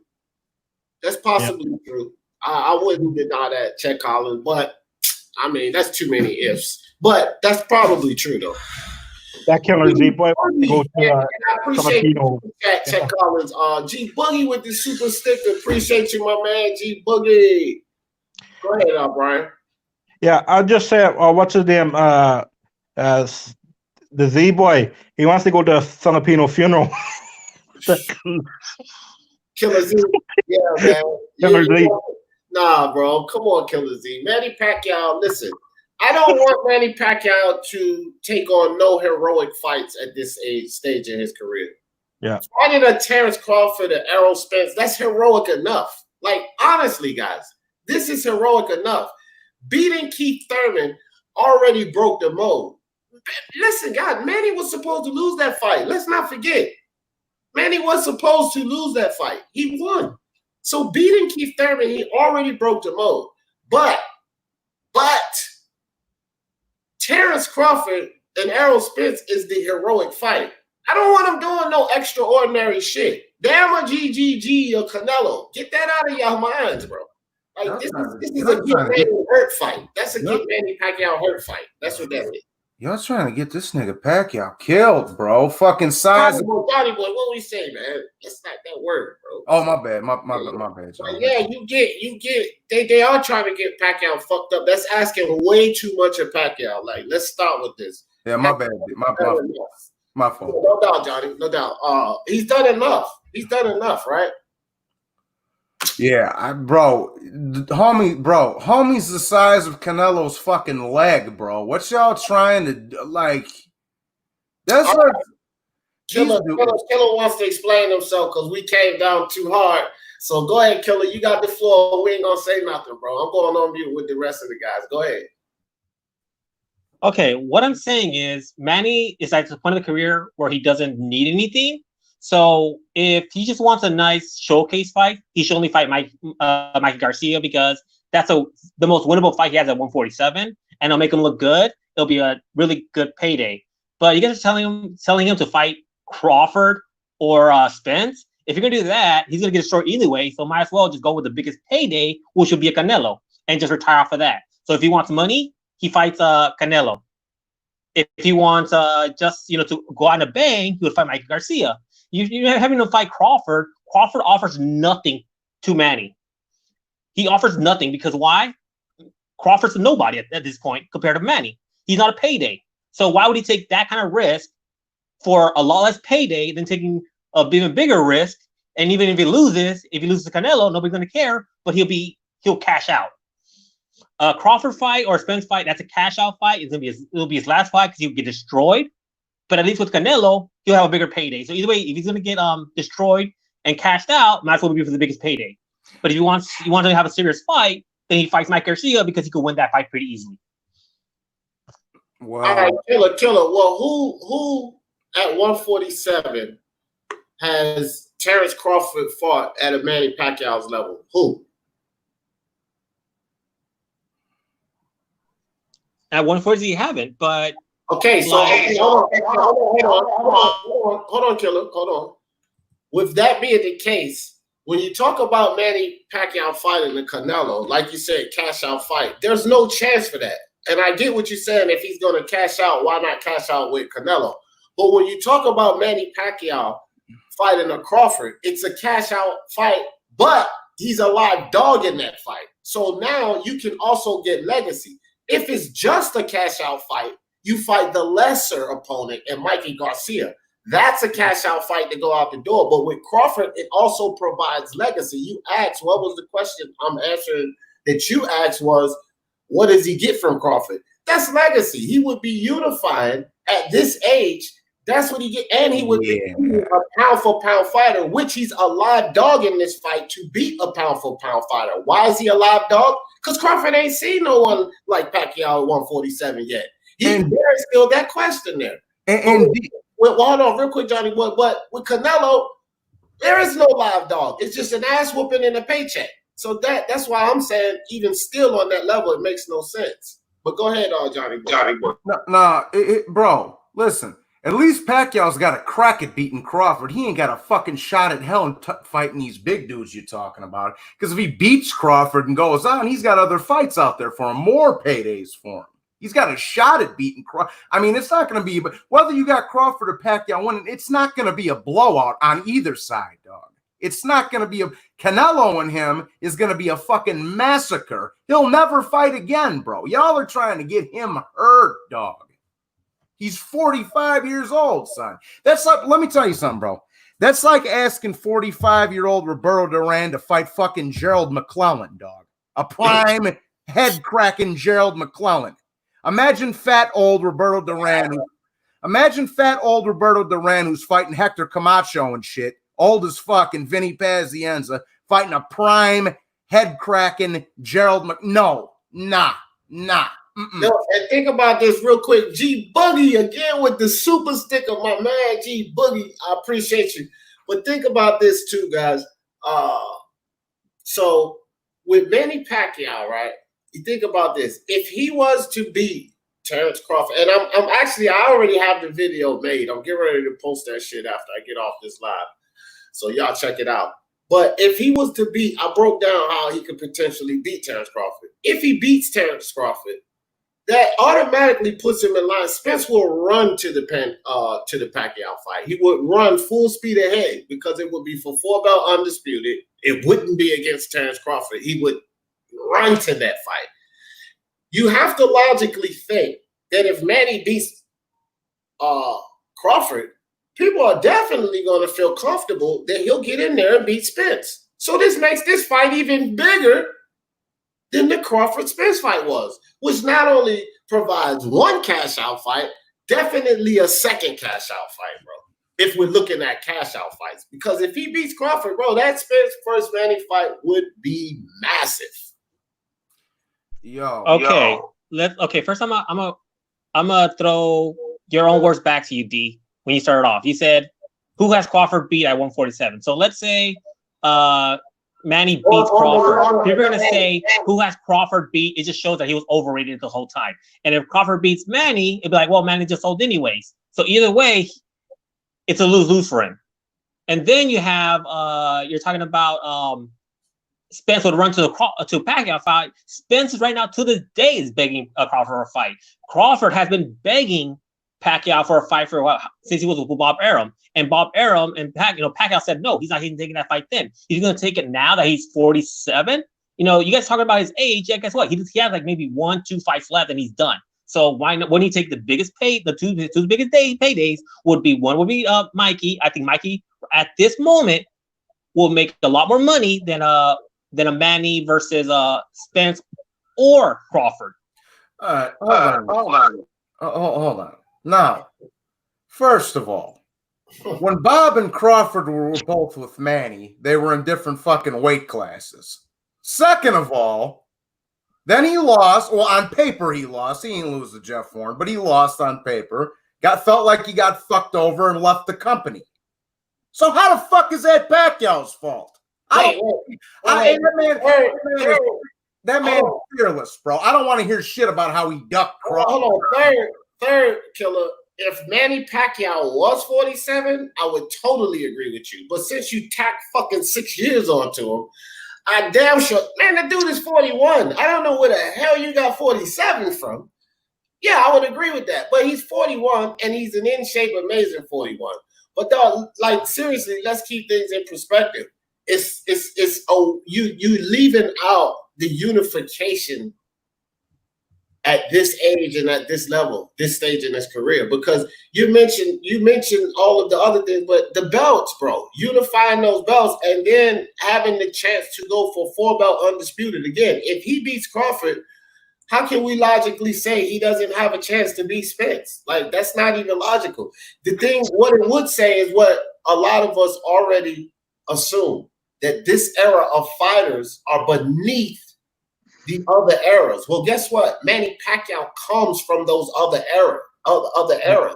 So it would confirm our suspicion that the guys of this era are not up to that level. Manny Pacquiao could also potentially answer that question because he would have beat the two best in this era at the age he is.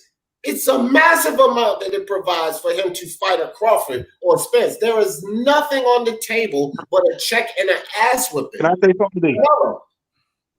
Can I say something, D? Yeah, go ahead. If he beats Crawford and becomes undisputed, and then he goes on and beats Spence, he is the oldest undisputed champion in the history of boxing. How old was B-Hop when he did it? He wasn't undisputed. He wasn't undisputed. B-Hop had all 4 belts, bro. At middleweight, he was 35 then, D. Oh, okay. Yeah. Yeah, he'll be the oldest, yeah. So that's something else to add on to his legacy. It's a lot to gain from Crawford. There's nothing to gain from Canelo but an ass whooping. That's it, bro.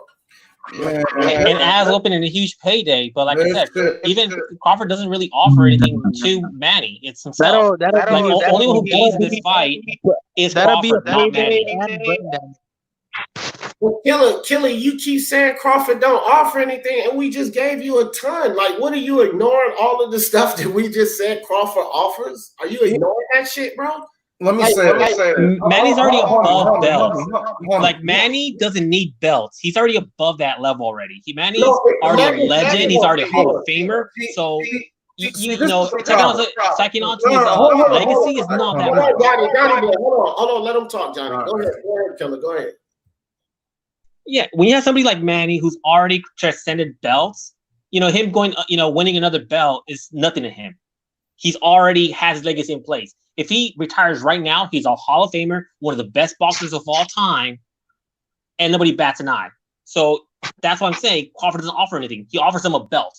How many belts has he won already? How many weight classes has he won? He's an 8 division champion or 9? He's already a legend. That's why Crawford offers nothing to him. Okay, but hold on, Brian. That's not true, Killer. When you go back and you measure the all-time greats, and the people that measures the all-time greats, they measure these things that you're just dismissing and saying he offers nothing because Manny already did this. Well, yes, Manny already did that, but when you do it multiple times and then you do it again and then you do it again, that bumps you up, and it continues to bump you up He's adding. Your legacy, man. Indeed. You cannot just sit there and dismiss that shit and say Crawford offers him nothing because he's already done this before. No. It builds onto the legacy that he already is. He's already an all-time great. So when you continue to accomplish at this stage, Killer, it fucking matters, fam. You're trying to dismiss that shit like it means nothing because he's already won belts before. Like, that's not even logical, bro. Indeed. Let me just add something real quick because here, this is the problem. I'm not talking about you, brother. I don't even know you know, but that's Killer Z. Yeah, Killer Z. I'm not talking about you in specific. This is the problem with y'all. All you dudes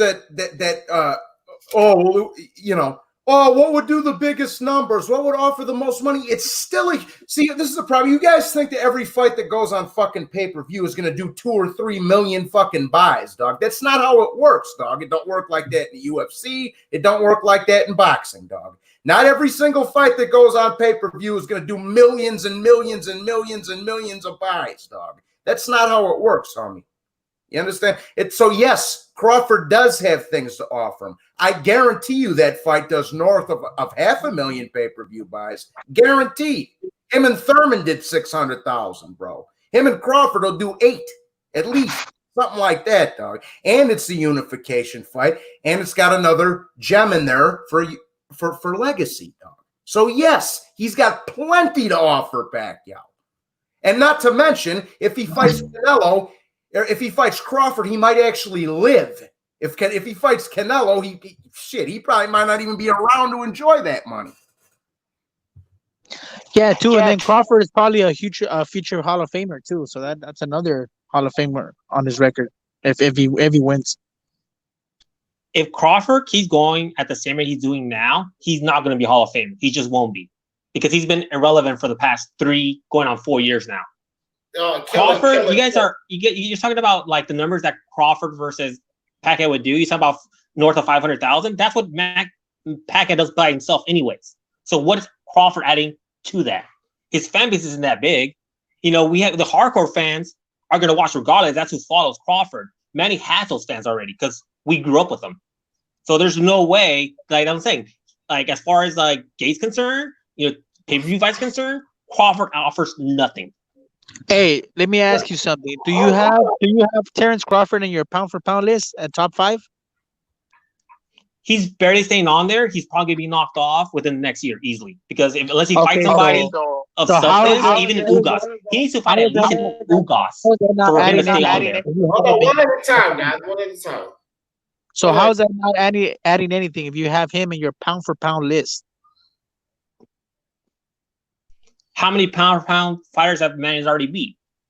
He's already beat a lot. And the thing is, I don't think that Manny could beat a Crawford.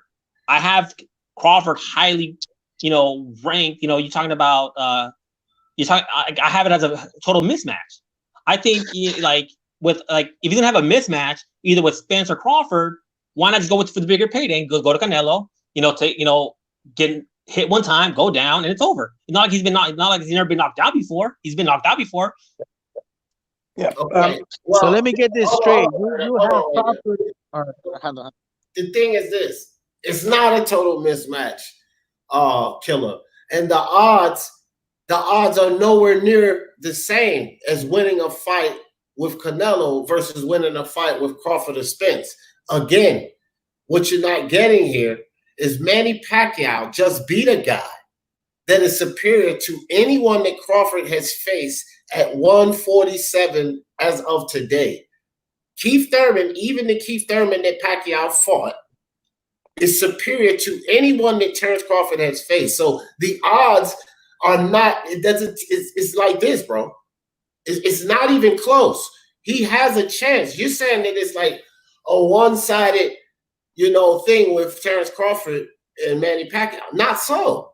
That's just not so. It's not a one-sided fight. It's not a foregone conclusion. Manny Pacquiao actually has a chance to win the Crawford fight. He has no chance to win a Canelo fight. And as I said to you before, you cannot dismiss accomplishing, adding on to the legacy, the great that he already is. Because at the end, when he does retire, these are the things that's going to measure him amongst the other greats. To sit up here and say that if Terence Crawford doesn't do something else, he's not going into the Hall of Fame is being dishonest, bro. Because Terence Crawford is a walking Hall of Famer right now for the simple fact that he is 4-belt undisputed and a multiple division champion right now, because much less has already gotten into the Hall of Fame. So Terence Crawford also don't have to do a goddamn thing to get into the Hall of Fame. Hence, Manny Pacquiao will be beating another Hall of Famer, which also boosts you up on the list of the all-time great. You have to stop saying that Terence Crawford offers nothing when we keep giving you a multitude of things that Terence Crawford does offer, and you just keep dismissing these things as if they don't exist. And it's just not true, Killer, because these things are very important, bro. They're very important. Okay, as far as Hall of Fame is concerned, Hall of Fame is more about your class, and this class happens to be a really darn good class with a bunch of like highly rated people who are more likely to make the Hall of Fame. You got Triple G, you have Canelo, you have Kovalev, you have all these people who are going to be the same class as Crawford going up against each other, and they have a lot more to show. So that's why Crawford's not a guaranteed Hall of Famer at this point if he's going in the same route, because people are going to hold it against him that once he got to 147, he became irrelevant, and he has been irrelevant. So he has to fight somebody in order to keep that relevancy, which is why I'm saying he's not a future Hall of Famer. He's not guaranteed he's Hall of Famer. He's not. Hold on, guys. Killer, let me stop you right there. Hold on, guys. Let me stop you right there. Killer, I need you to understand something here, bro. I really need you to understand something here. I'm not sure what channels you used to go into. Well, understand, this is a very knowledgeable channel here. So you can't just spit some off-the-wall info as if it's facts and think that that shit's going to slide by. First and foremost, if what you said was accurate about how the Hall of Fame works, then you would have a point. But that's actually inaccurate. Though he will not be on the same ballot. He won't be on the same ballot. Because he's fighting with these guys, that doesn't mean he's going to be on the same ballot, because here's the reality of it. He has a lot more years of fighting left than some of these guys is going to be retiring immediately, which means they'll probably end up on different ballots. You know how I know this? We actually had a discussion about this on IBT's channel. He's in the chat.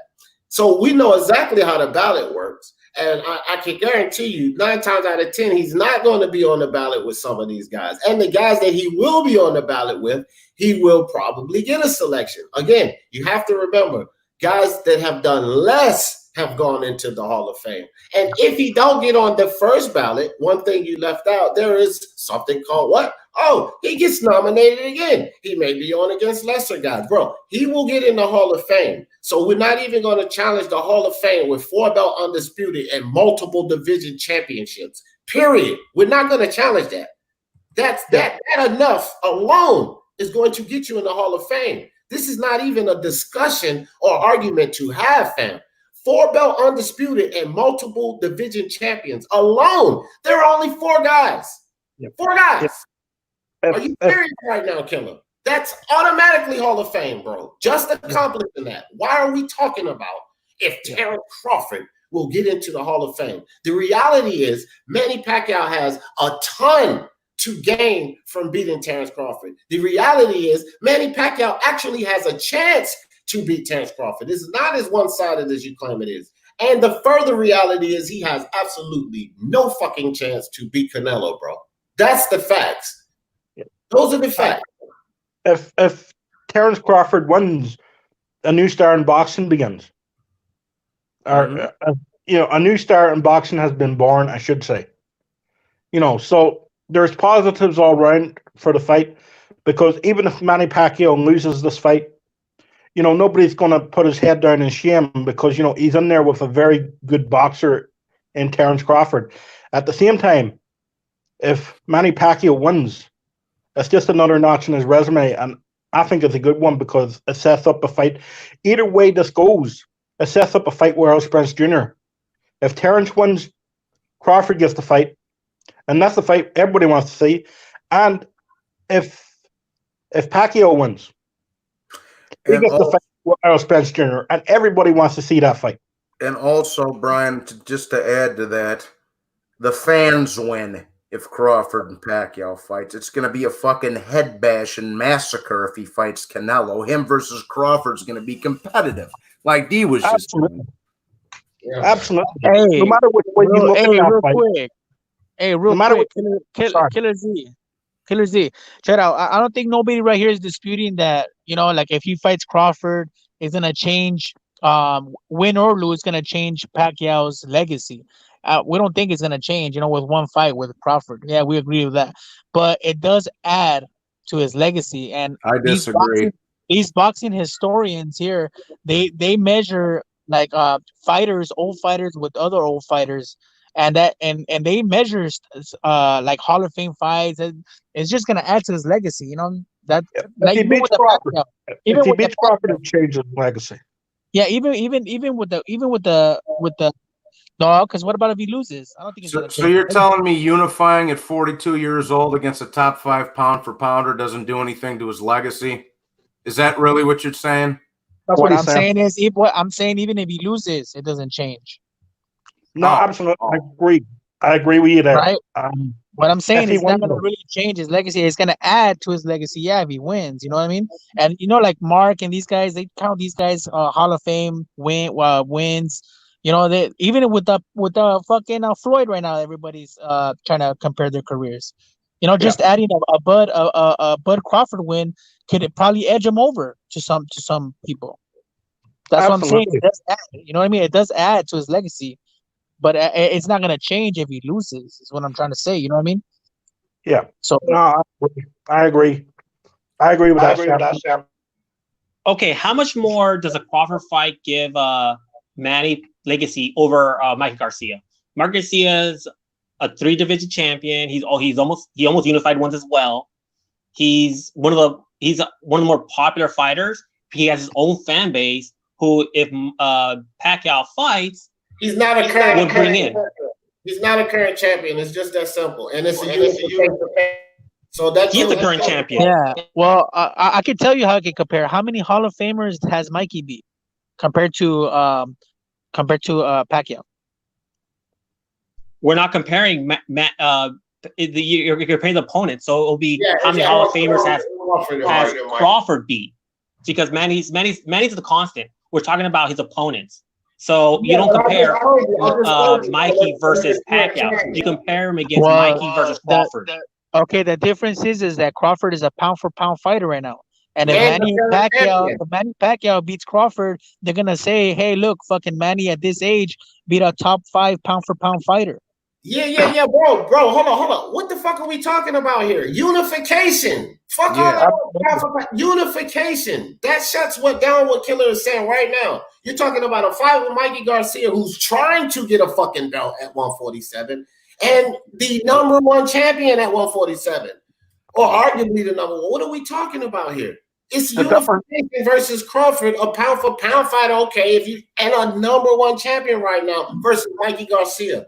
What do you mean? It's like, why are we talking about this? Why?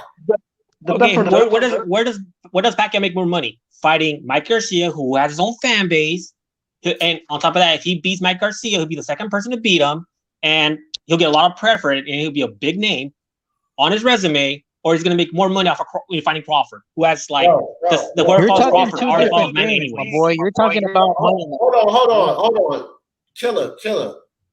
That's irrelevant, and I'll tell you why asking that question is irrelevant. Because let's rewind this thing. See, it's a lot of things you ain't going to be able to get away with here. But let me explain to you why that's irrelevant. Because when we rewind this, we said specifically fight Mikey Garcia for the money.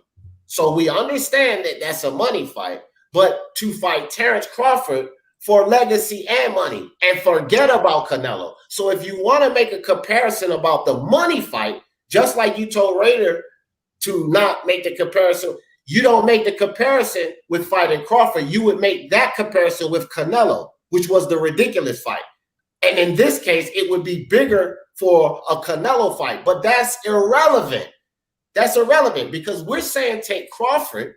When we rewind, we're saying take Crawford because there is legacy involved. You were saying there's nothing that Crawford offers but bullshit. Crawford offers a lot versus Canelo, which all he offers is a paycheck and an ass. With Mikey Garcia, it's a paycheck and a win because Pacquiao is going to beat Mikey Garcia. But with Canelo, it's a paycheck and an ass whooping. And you dismiss all the things that Crawford offered. So you asking who makes more money, Crawford, that's irrelevant right now, fam. Irrelevant to your point that you was trying to make. So we're not going to entertain that. It doesn't matter who makes more money in a Mikey Garcia fight versus a Crawford fight. You can't throw that into the argument. That's irrelevant. I want to hashtag everybody. I want to hashtag everybody in the chat. Hold on. All right, go ahead, Brian. I want to hashtag everyone in the chat. Money fight and a funeral. Yeah.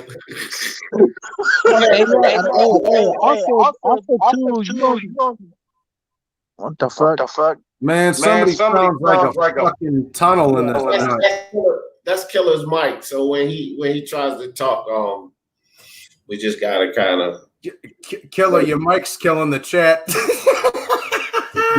Hey, I'm at work, so my actual headset has to be reserved for that. So I have to use my cell phone.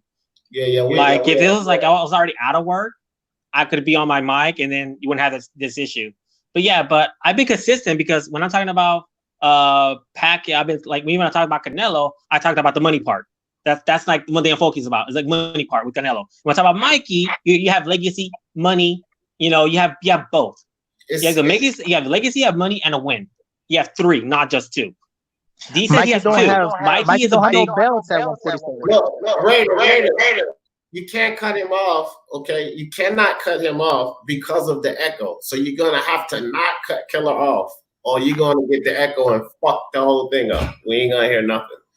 So you gotta let the man finish talking. You have to this time. Go ahead, Killer. All right, handle. Like with Mikey, you have all three because people are like, you can say he's not a current champion, but the guy's been a 3-division champion. If he went down a weight class and won a belt, he'll instantly become back. He could instantly go back into a pound for pound list. Don't forget, before he lost to Errol Spence, he was in the most people's top 10 pound for pound list. So saying that he's not a pound for pound fighter is utter bullshit because he's been there and he's going to be there again if he drops down and wins a belt. Or if he wins a belt at 147, he'll be clearly in the top 5 pound for pound. But is he now? No. Is he a champion now? No. Is Crawford a pound for pound now? Yes. Is Crawford a champion now? Yes. So they don't offer anything close to the same thing. Manny Pacquiao beating up Mikey. No one blinks an eye. No one gives a damn because Mikey don't belong at 147. No one even thinks Mikey belongs at 147. Everybody is saying Mikey would serve better fighting at 140 right now. 147 is not meant for him. Guess what? Big G and his own goddamn brother is saying 147 doesn't serve Mikey right now. So Manny Pacquiao beating Mikey Garcia at 147 is not a mere pittance of what it would mean to beat Crawford, who is established, who's a fucking champion on the pound for pound list right now, unification at 147. Killer, why are you doing this to yourself? Especially on this channel, especially with me, bro. Why are you doing this? Like, this is a no-win, dog. I don't know. You got to get familiar with D. Jeff and this debate thing. BDA Kumite, undefeated. Like, damn near anywhere I go. Like, you don't really want to debate this because, to me, it's no debate. But, dog, you're going to lose this debate at every angle. Trust and believe. Well, you're only looking at it from the boxing point of view, but you're not looking at the whole picture. And Manny looks at the whole picture as well. And most fans aren't as core as most of us are. And when they see a name like Mike Garcia on his resume, they're going to be impressed 10 years from now. They'll be like, oh my God, he beat Mike Garcia. They're going to look at Mike Garcia's legacy, which is damn good. And Mike Garcia does have a chance to make the Hall of Fame as well. So Mikey Garcia losing to Crawford, that could say, he has just as much a chance as Crawford to make the Hall of Fame. I'm talking about Mikey. He has just as much of a chance to be Hall of Fame as Crawford does. So that's the same legacy. You're talking about like he's not a pound for pound now, but look how much credit even Canelo gets to this day for being Cotto, who used to be a pound for pound fighter. By the time he fought Canelo, wasn't nowhere near that, but yet they still give him that prestige because he beat a former pound for pound. Listen, bro, Killer, I like you, dude, but you're killing yourself. You're killing yourself, bro. You're killing yourself. All right. You sit here and say I'm only looking at it from a boxer point of view, but I got to look at it from Manny point of view. Killer, Manny and his team, my nigga, are looking at Crawford as well. They're looking at that point of view too. Okay, that's where they're looking, bro. Crawford's right. When they're looking at Crawford, are they looking at Canelo? Are they talking about a fucking Canelo? Or are you talking about a Canelo? Because here's the reality of it. When we talk about looking at Mikey Garcia, the things you say make perfect sense. Again, none of us ever said when it comes to the paycheck that the Mikey fight didn't make sense. I said paycheck and a win versus Mikey, paycheck and an ass whooping versus Canelo. So we don't need to talk about the paycheck versus Mikey. We agreed upon on that. My problem is, and what you do not seem to get, is that why do you keep mentioning irrelevant things or things that's going to bury your own argument, fam? It just buries your own argument. That shit makes me, because listen, Manny Pacquiao and his team are not talking about no ridiculous ass Canelo fight. Only fans and rumors and whatever else are talking about this Canelo, as if it makes any sense. But what they are looking at, if what you were saying was true, they would have went from Mikey. Well, Mikey said, nope, no fans, go do what the hell you want. So what his team would have done is say, okay, well, no Mikey fight, let's go to Canelo. But they're not agreeing with you, Killer. They saying, hey, let's go to Crawford. So I don't know what the fuck you think that I am or what I see, but I do see things from a broad spectrum. Because guess what? So does Manny and his team, fam, because they went from Mikey to fucking Crawford, not from Mikey to Canelo. So what the hell is, or are you seeing? That's the question. What are you seeing? Okay, I would like to see what you're seeing, because every time I see anything about Crawford versus Manny, it's always on Crawford's side. I have yet to see Manny's side bring that up. And all I said with Canelo was not, I don't think it's a realistic fight. All I said is if he just wants a payday to get out of it, just like it would be like with Spence, because I think Spence will destroy Manny, he might as well just go to Canelo, get the bigger payday. Either way, he's gonna get destroyed. And same thing I think with Crawford. Either way, he's gonna get destroyed, so might as well take the bigger payday. But the smartest thing for him to do was to go with Mikey. That's been my sense the whole time, because of the money, because of the legacy, and everything. So, what I could tell you to that is to maybe you want to do some research, because you said we only see everything from Crawford's side talking about Manny. So I would just say go do some research, because that's a whole nother argument. And again, if you're gonna get up here, bro, Jay Cooley, Manny don't need EJ nor Bud. He needs to retire. That could be. I've been up there for a while, Jay Cooley, and I wanted to read that. That could be the case. That could be a good idea, especially concerning this layoff, Jay Cooley. And that's why I left it up there. I want to let that one rest, Killer. We're just gonna have to agree to disagree, but I won't even really ask for a vote on that one, bro. Like, can I say something, Dave? You did a really good job. Yeah, real quick, Brian. I want to answer this thing with Jay Cooley, the super chat. But you did a good job, Killer. But again, I won't get a vote on that. But dog, like, good job, good try, my man. But listen, Jay Cooley, that could be a good idea for Manny. I'm gonna let you go, Brian. That could be a good idea for Manny, and potentially what he should think about doing is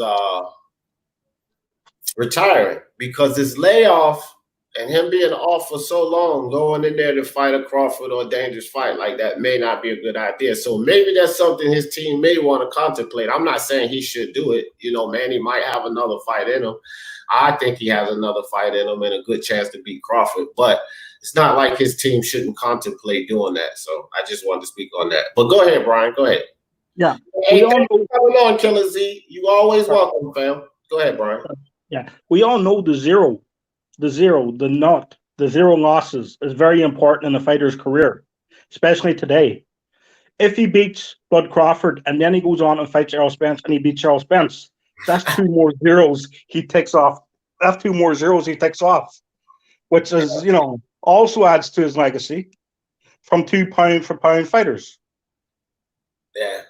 Yeah, Mikey Garcia can't hold a candle to Bud Crawford. Mikey Garcia, if he fight Manny Pacquiao, I want Manny to distort Mikey's face. Yeah, man, I see Manny Pacquiao beating Mikey Garcia. When we talk about the Crawford fight, that's a different discussion. You know what I mean? But I see him beating Mikey Garcia. Johnny just watched Roberto Duran video, the Floyd O.J. Simpson.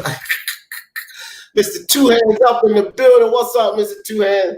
You only looking at it from the boxing point of view. Yeah, I know. That's how I do, Mr. Two Hands, just from the boxing point of view. You know what I mean? Nah, bro. We analyze everything here, man. You know how that goes. From point of view, too. Bro, what actual argument? Let's actually pick one topic and debate it. Yeah, I know. If they want to bounce around, let me tell you something. And I'll tell all y'all something. And IBT already know this. He said, let's pick one actual argument. Because Killer Z was kind of trying to bounce around there. But Killer Z tried. But let me tell you who is a professional at that shit. Who has that type of shit on lockdown and is the master at that type of shit. Get this smoke.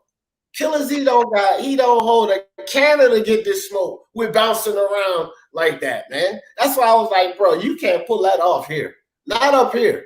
I got practice with Get This Smoke. That's like you getting ready to fight Magdaleno, but you already fought Lomachenko. You ain't got to worry about Magdaleno because I already done fought Lomachenko. Get This Smoke is the master at that shit. So when he was trying to bounce around IBT, that's why I was sitting here like, okay, because I see what he was doing.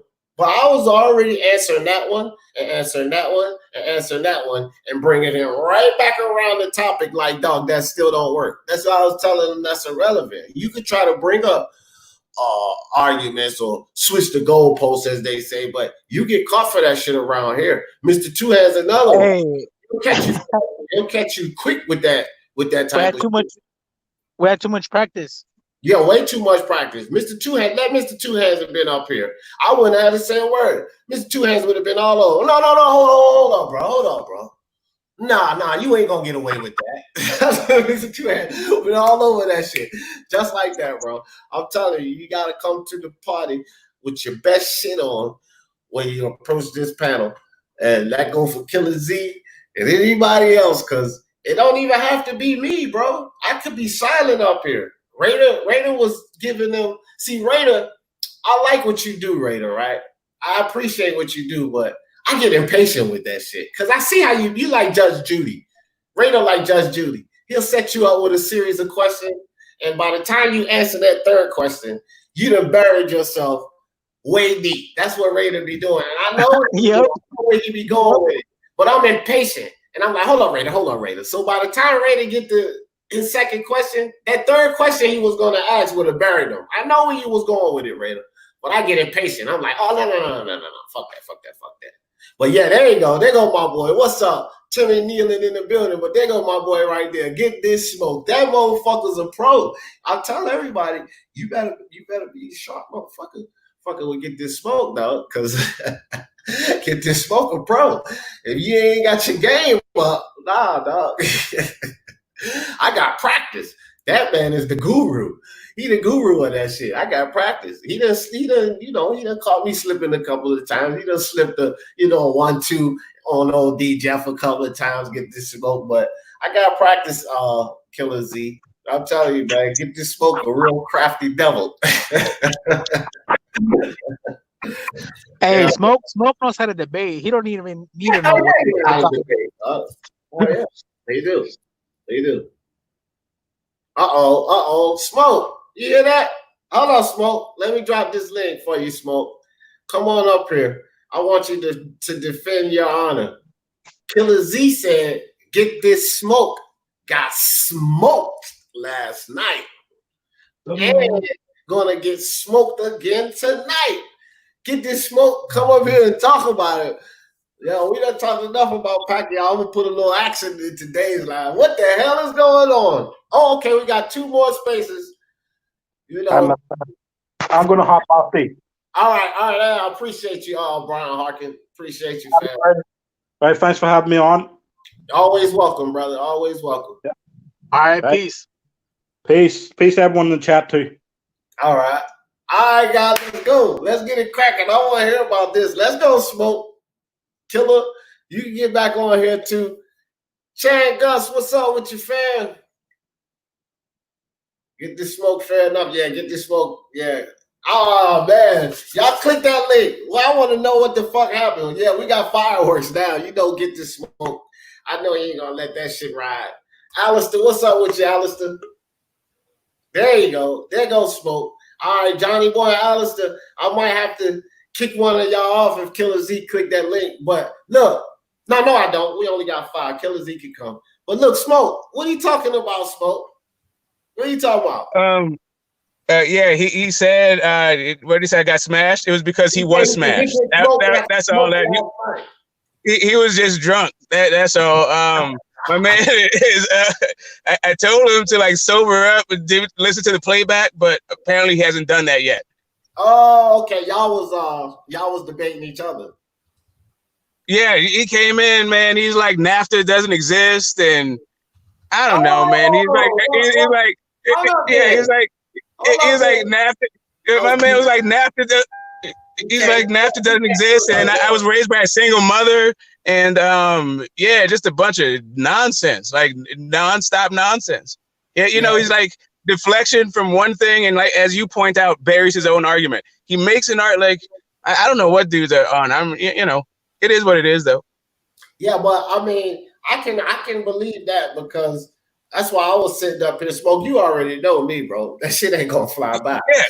You know that shit not gonna fly, dog. And I'm like, and I'm sitting here and I'm listening to him, and they're like, as soon as he says something, I'm like, oh, okay, because like you in your argument, you can't support the other guy's argument, and he does that often. I'm like, bro, you're saying shit that's supporting my argument, so that ain't gonna work. But he can't get at you right now, Smoke, because he already said he at work. So I know that's why you can't get at him.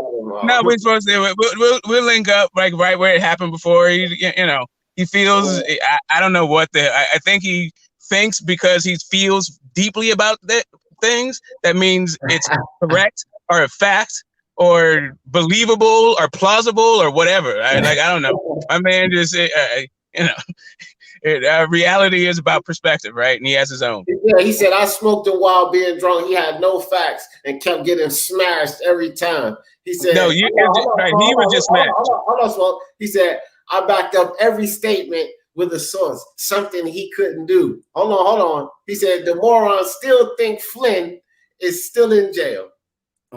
Question real quick, D. What was the dispute between Smoke and Kill? In a nutshell. I don't need yeah, no. So I said that I was on Punch's channel, and Punch asked me a question about the unemployment rate in the Black community under what president, and I was explaining to him that the policies of one president carries over to another president years after, right? So you can't look at numbers like that when even whether they're high or low and put it on the president that's in power. You have to see the trend that actually created that number. And it could go over several administrations, right? And so I brought up NAFTA, right, as an example of how President Clinton started NAFTA, but we're dealing with the effects of NAFTA today. Smoke, right? I was just curious, bro. I thought it was boxing. I thought it was boxing related. I didn't know it was fucking. Yeah. It got political, and then my man started talking about how NAFTA doesn't exist. Because Trump has redone it. Let me say this. I'm gonna validate something with Smoke. What Smoke said right here. Because you know, Smoke, I dive into a lot too, Smoke. I'm gonna validate Smoke right here. George Bush Sr. and coordinates with Bill Clinton put in a bill that would allow the Constitution to be suspended and during martial law, right? Now, it wasn't always that way, but they wrote that bill in. Now, if they were to establish martial law in Trump's administration, it was because of what they did that it will allow this. So that just supports what Smoke is telling you. You can't put everything on one president because certain laws or certain bills are put in place or worked on during another administration, and then they take place and they take effect in another guy's administration. So what are you going to put it all on him? Are you going to say, look what Trump did? Now Trump made it so that he could go ahead and institute martial law and take all of our rights away, when that's not the actuality. It was because of what George Bush Sr., not Jr., and Bill Clinton did to allow that. Damn, y'all did a 180 on me. I dropped off for 5 minutes. We were talking about Pacquiao. Well, we can begin to talk about anything on here. No, I know. Yeah.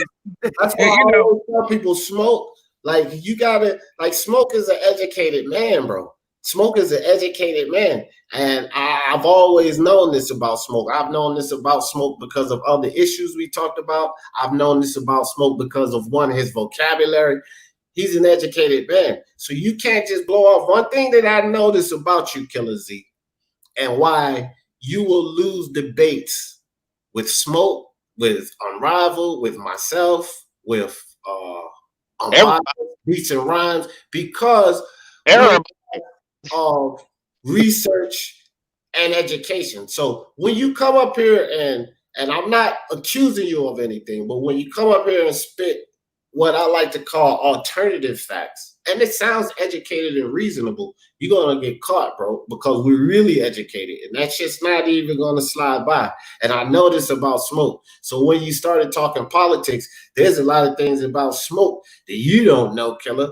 You're probably going off of columns and shit that you done read, but Smoke was actually involved in politics. I bet you didn't know that. He was actually in the fucking system. So when you're talking to a guy that was actually involved in politics, I think you better come to the party once again with your best shit on, because what he said was actually valid. Like I say, I don't follow the politics much. I just wish everybody could get fucking along, and I ain't got no qualms. Well, you ain't never going to get along in the YTBC. Don't you know that by now? What's that? Oh, I know that. Of course. I just meant it. That's what don't exist in the YTBC. Somebody always... Yeah. You know me. I always try to be the voice. Yeah. See, that's the thing. Hold on real quick, Johnny. But that's the thing, Killer. You said, LOL, when it comes to politics, I am very researched, way more than boxing. Yeah, but again, you're research, all right, baby, and you're talking about a guy who was involved in it. So you can take your research, but it's like saying, oh, I know boxing, right? And I know what I see in the ring. But I would take Eddie Reynoso's word if I say, yeah, I see this in the ring, and Reynoso said, no, not actually, because the fighter is going to do this, this, and this. And I would be like, oh, okay. I'm going to take Eddie Reynoso's word. You know why? Because he's a trainer and he's involved in that shit. He actually did this shit. So I can research and do all my research I want, but I was never a boxer. I was never involved in the sport, whereas Reynoso is. So research, the massive research you may do off of wherever your sources are, you have to understand a lot of research is tainted. But when you're actually involved in something, I think that gives you a tad bit more credibility, fam. And what I'm telling you is he was involved in politics, and that was just your research. And that we've heard from you, some of your research is tainted. Can I clarify real quick? Oh, yeah. Yo, what's up, G? Boogie. What's up, G? What's up, gentlemen? How y'all doing? I hope everybody is doing well, enjoying family in this time of COVID. I just want to say this, Killer, if you did your research and Nacho Berenstein came to me and said, yo, this guy, check this out. He's going to do this. You think I'm going to listen to you when Nacho Berenstein, that's been in the sport for over 60 years, 70 years, whatever, how old the motherfucker is. I'm going to listen to you, and you are a researcher, when you have to actually go through the whole facts and everything and then fact check yourself and all that stuff. And then you got to go through the bullshit when this man already lived it and acknowledged it and knows about it. Yeah, I think I'm going with Nacho Beristain.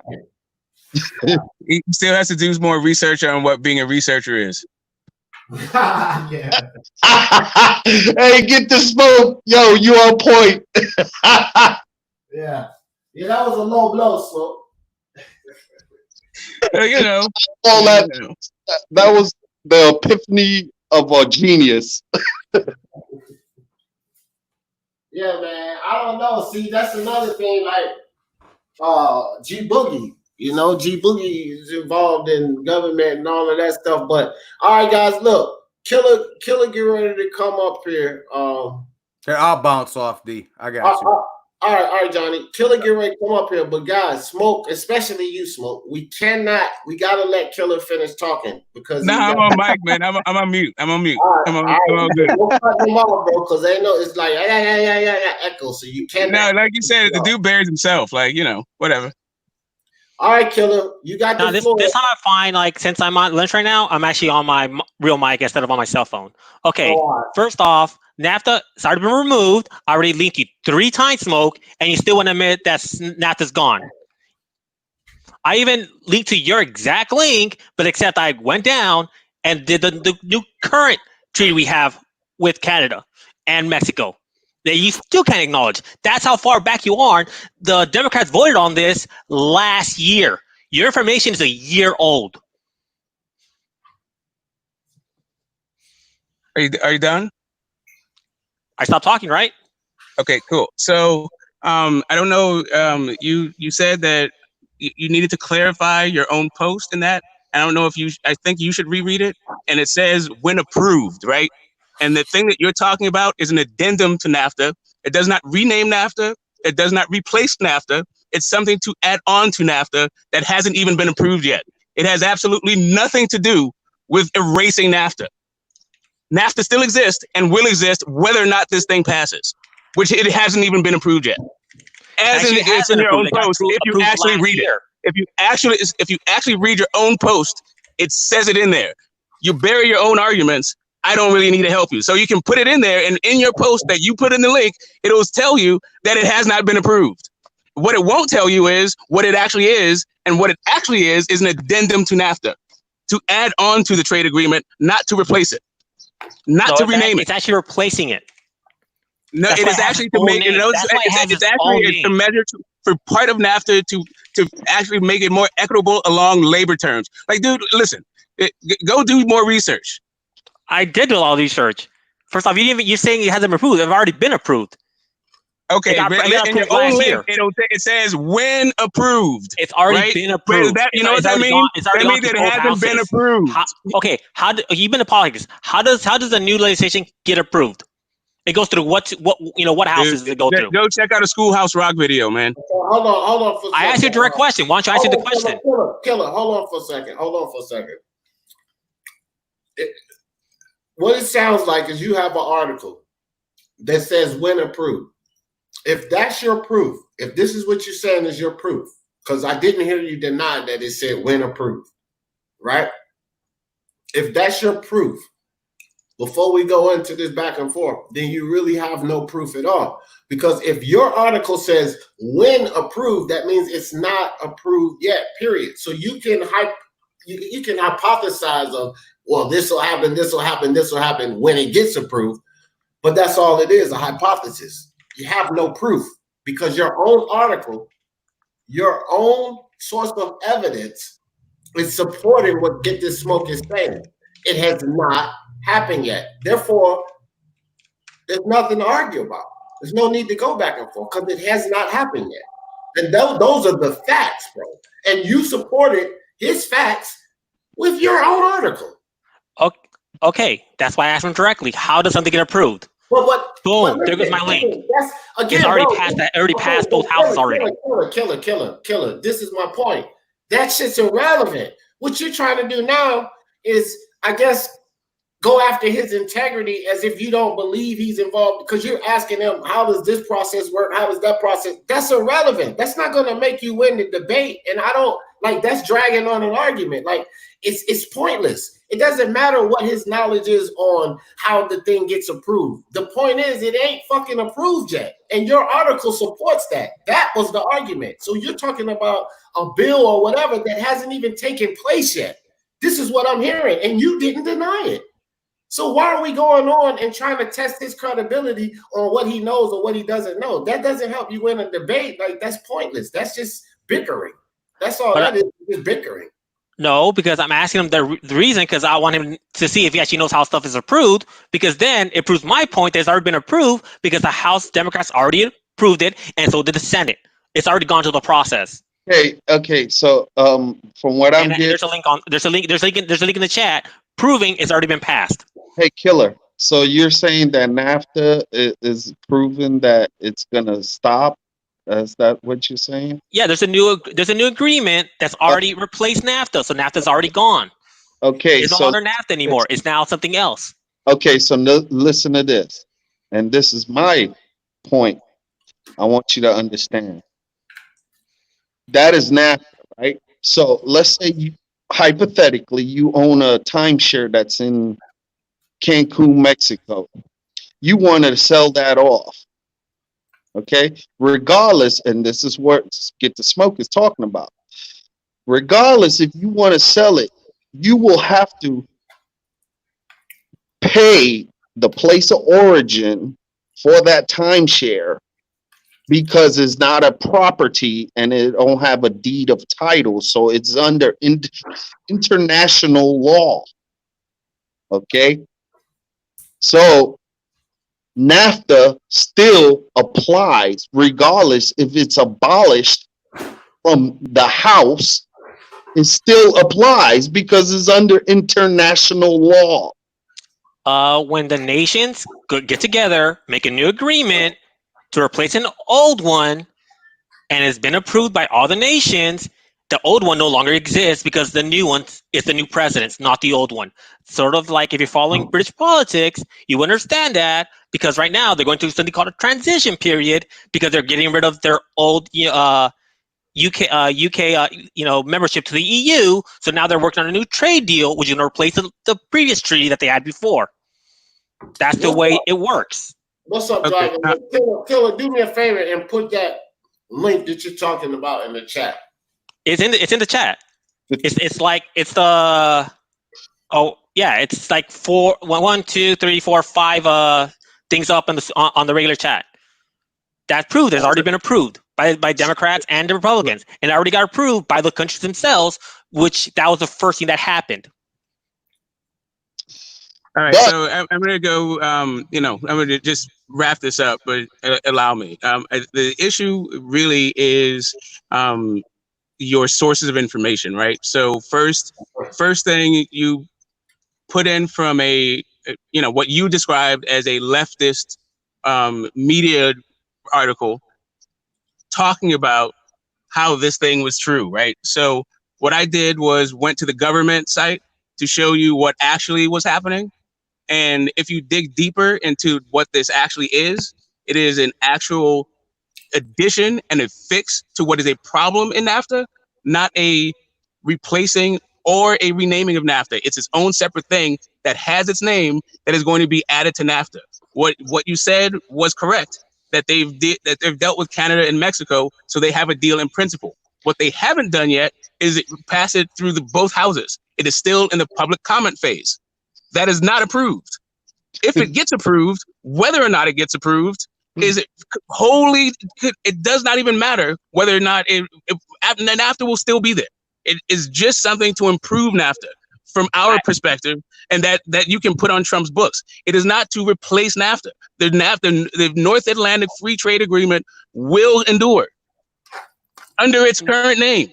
No, it's not. It's already been replaced. Like I said, I already linked you 3 times showing you that it's already been passed. I know you keep saying that, but the link doesn't say that. The link says when approved. that this thing will take effect. At no point does your link say, okay, here's the thing. At no point does your link say it's replacing NAFTA. Nowhere in that link does it say that. Nowhere does it say it's renaming NAFTA. And in a different section. And that's why I came back to what I was telling you about the timeshare thing, because it's still relevant and it's still under the NAFTA agreement. And I think it's cute that Smokes. Now, do you know, your I'm the one who was drunk last night, but yeah, he conflating two different conversations with his quote unquote rebuttal. There was two different conversations. When you talk about I linked to the left wing, you know, outlet thing, that was about Flynn, which you said that was still in jail. No, that's not what you said it was. That's not what you said it was. There's video of it. And that's not what you said it was. That's not what you said it was. When I mentioned the Hill, I know you're trying to save face, man, but listen, not about you can keep trying to deflect. You can keep trying to deflect and spin your way out of it. What I'm telling you is, no, I'm stating fact. There's video. There is video. It's still going to be there. Just talking, and when I brought in Hill, the Hill. Killer, chill, bro. One at a time, bro, because I didn't let nobody cut you off. So let the man talk. Go ahead, Smoke. Right now, if you want to talk about whether or not George Flynn is in jail, and I said that he was, then he wasn't, then fine. I don't know when George Flynn got out because I don't actually follow whether or not George Flynn got out. But you actually said that it was Biden that actually that George Flynn was working for Biden, which he clearly wasn't. He was clearly working for Trump. So really, which one is more egregious? Whether or not George Flynn, whether or not Michael Flynn was working for Biden, or whether or not he was still in jail, or George Flynn, or whichever fucking guy, the general dude. Give me a timestamp of when I said that Flynn was working for Biden. Give me a timestamp. Well, I'll tell you what, because I said I didn't know if Biden was a criminal. I do know that Trump is. And then you said, well, do you think bribing the Ukrainian government? What about Flynn? And I said, and I asked you, are you suggesting that Flynn worked for Biden? And you said yes. And I said the dude was, and when I was talking about Flynn, I said the guy that's still in jail, right? I was talking about how Trump was related to criminals. You put it on Biden. So if you're suggesting that Biden is a criminal using General Flynn, how does that work? Please square that circle for me. Okay, again, you're conflating two conversations again. First off, when I said that Biden went on national television and gave proof that he was blackmailing Ukraine, is completely separate to the conversation I said that Biden and Obama did illegal activity to put Flynn in jail. And if you saw the ruling 2 days ago from the appellate court judges, one of them was a Clinton appointee, even pointed it out. If you're talking about how Biden, you are the one who conflated. You said Biden bribed the Ukrainian government on national TV, and George Flynn, and Michael Flynn, or whatever the hell that dude's name is, and General Flynn. And which point I asked you. And that which what you confirmed. I'm saying you're a little drunk, so I'll give you a pass if you don't get it, but just go back to the timestamp, because that's why I asked the question, because it made absolutely no sense. I could get you if you said you had a link saying that Joe Biden admitted to bribing the Ukrainian government. I asked for that link. I don't see that, but whatever. If you feel like that's what happened, knock yourself out. I'm not in here to debate your perspective on facts, right? That's whatever it is you do. What I'm talking about is actual facts. Yes, guess what? You could ask Punch. I did provide you the link, but you refuse to see it. You even admitted you refused to see it because it was on the Hill. I didn't say I was refused to see it. I said I was on my phone, so I couldn't see it. And I asked you what the source was. Okay, hold on. So you can drop the link. He didn't see the source, but here's the thing, Killer. Others have seen the link. Okay, Smoke already, just like I'm saying, Smoke already debunked some of the things in the link that you sent. Also, Unbiased is in here. He follows this stuff as well, Killer, and trust and believe. This dude has receipts for days too. Links after links after link. He also says NAFTA isn't replaced. G Boogie is in here, Killer. Also involved in the government.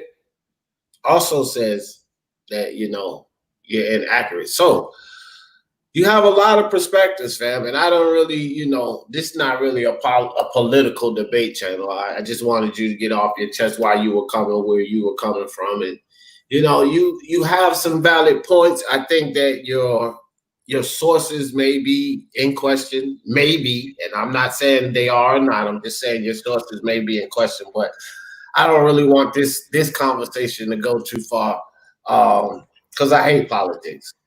Yeah, which is why I was going to have this conversation later tonight. Yeah, no, that's cool. Y'all can do it again tonight. Yeah, you don't ever. You probably wouldn't ever want to have this conversation. Period. Really. Yeah, but let's let this conversation die. But what I do want you guys to do is give me some closing thoughts on Manny Pacquiao.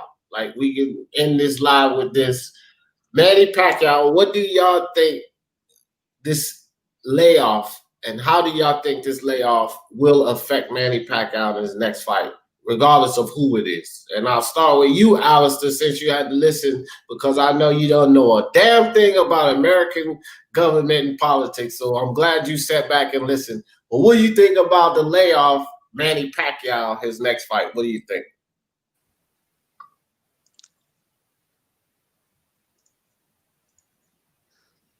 Are you on mute, Alice? I can't hear you. Yeah. He's brain drained.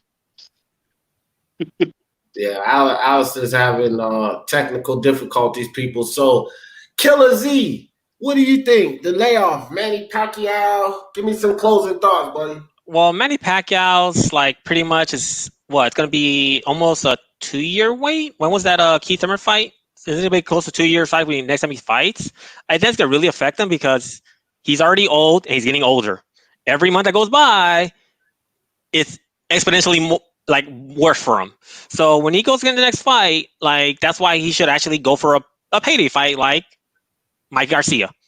Why? That's his best fight, best chance to get a win, go out with a bang and retire, and legacy intact. Everything's awesome. He goes on the top instead of going down on his shield and get somebody like Crawford or Spence, who would he'll end up with like a bebop retirement, which we don't want because he's too high of a legend to end that way. So he just fight someone like Mikey or go down and find somebody else and just have a showcase fight, just kumbaya and goodbye.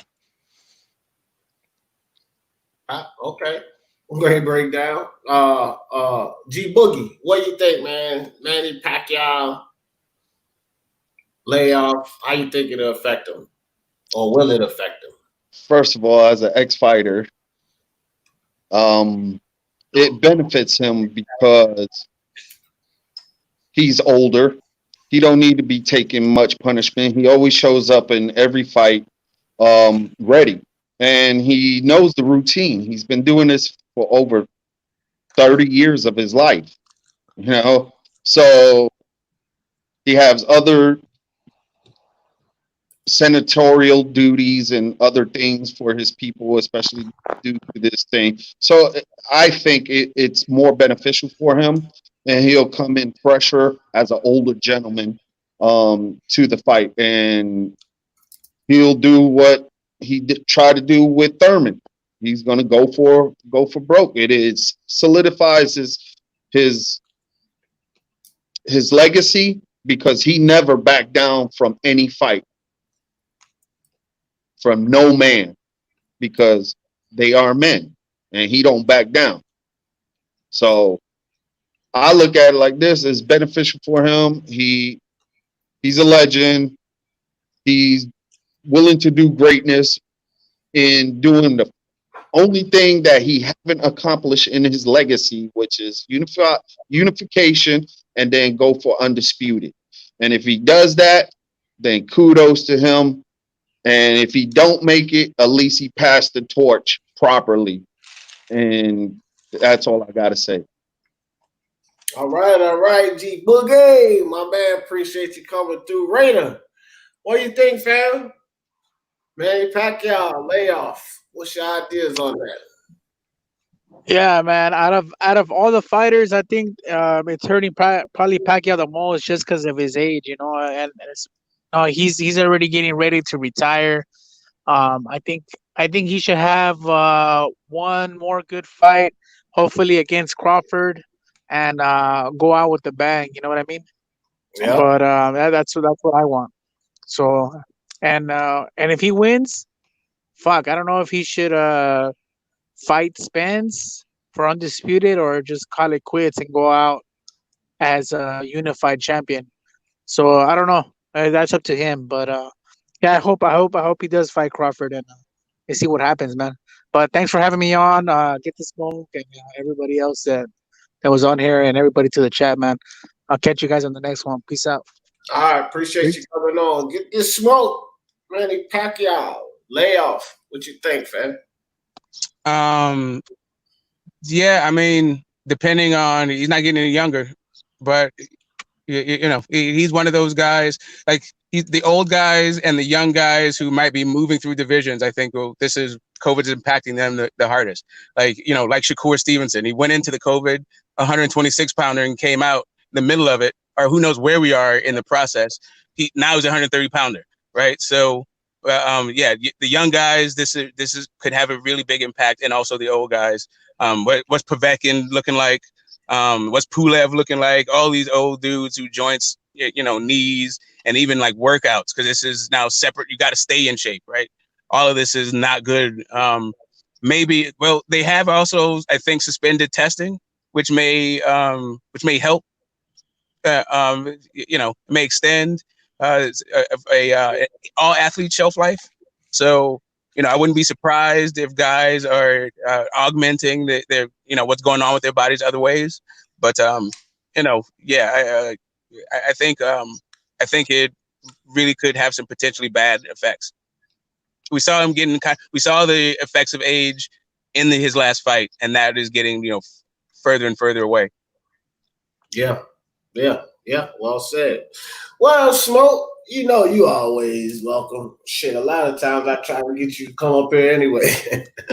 But appreciate you, fam. Well said. Thanks for the words. All right, got 3 comments here. First, BOP Boxing. So everybody, BOP Boxing, 3 comments I want to get to right quick. BOP Boxing inspired the idea for this Manny Pacquiao discussion today. Actually, we kind of inspired each other as he's letting us know here in the comment. But he kind of heard some I was talking about and some Mark was talking about, so it inspired him to do an idea. So we kind of worked in a circle there and came back to this. Great idea, great topic, but shout out, this one dedicated to my man BOP Boxing. And y'all get over there, this man right here specializes in the cruiserweight and light heavyweight division. Divisions is not really paid attention to, so if you want to know what's going on, all the information you need is right there on BOP Boxing. Go subscribe to him. Check him out, man. If you like what you see, check him out. Next comment I want to check. Johnny Boy said, I want to see Pacquiao go out on a high note with Crawford. Win, lose, or draw, then retire. And another upside is Crawford gets the big fight he's looking for. Salute, Speaking Mind Sports Talk. Salute to you too, Johnny Boy. I agree with that 100%. Win, lose, or draw is win-win situation for Manny Pacquiao with Terence Crawford. Go take that fight. And the next fight after that for the winner, of course, would be Arrow the Truth, Spence 4-belt undisputed. Great comment, Johnny Boy. And my man Timmy Nealon, great live D. Great Timmy Nealon. Appreciate you for the super chat, man. Always supporting Speaking Mind Sports Talk. You the man, Timmy Nealon. You the motherfucking man. I appreciate you, fam. Iceman, free trade with Canada, Mexico, United States. Oh, he talking about NAFTA. All right, my son. College right at the end, son. Appreciate you coming through, bro.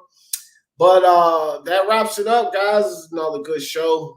Speaking Mind Sports Talk Live Daily. Manny Pacquiao. What will the layoff do to Manny Pacquiao? Never know. Never can tell until that man comes back and gets in the ring.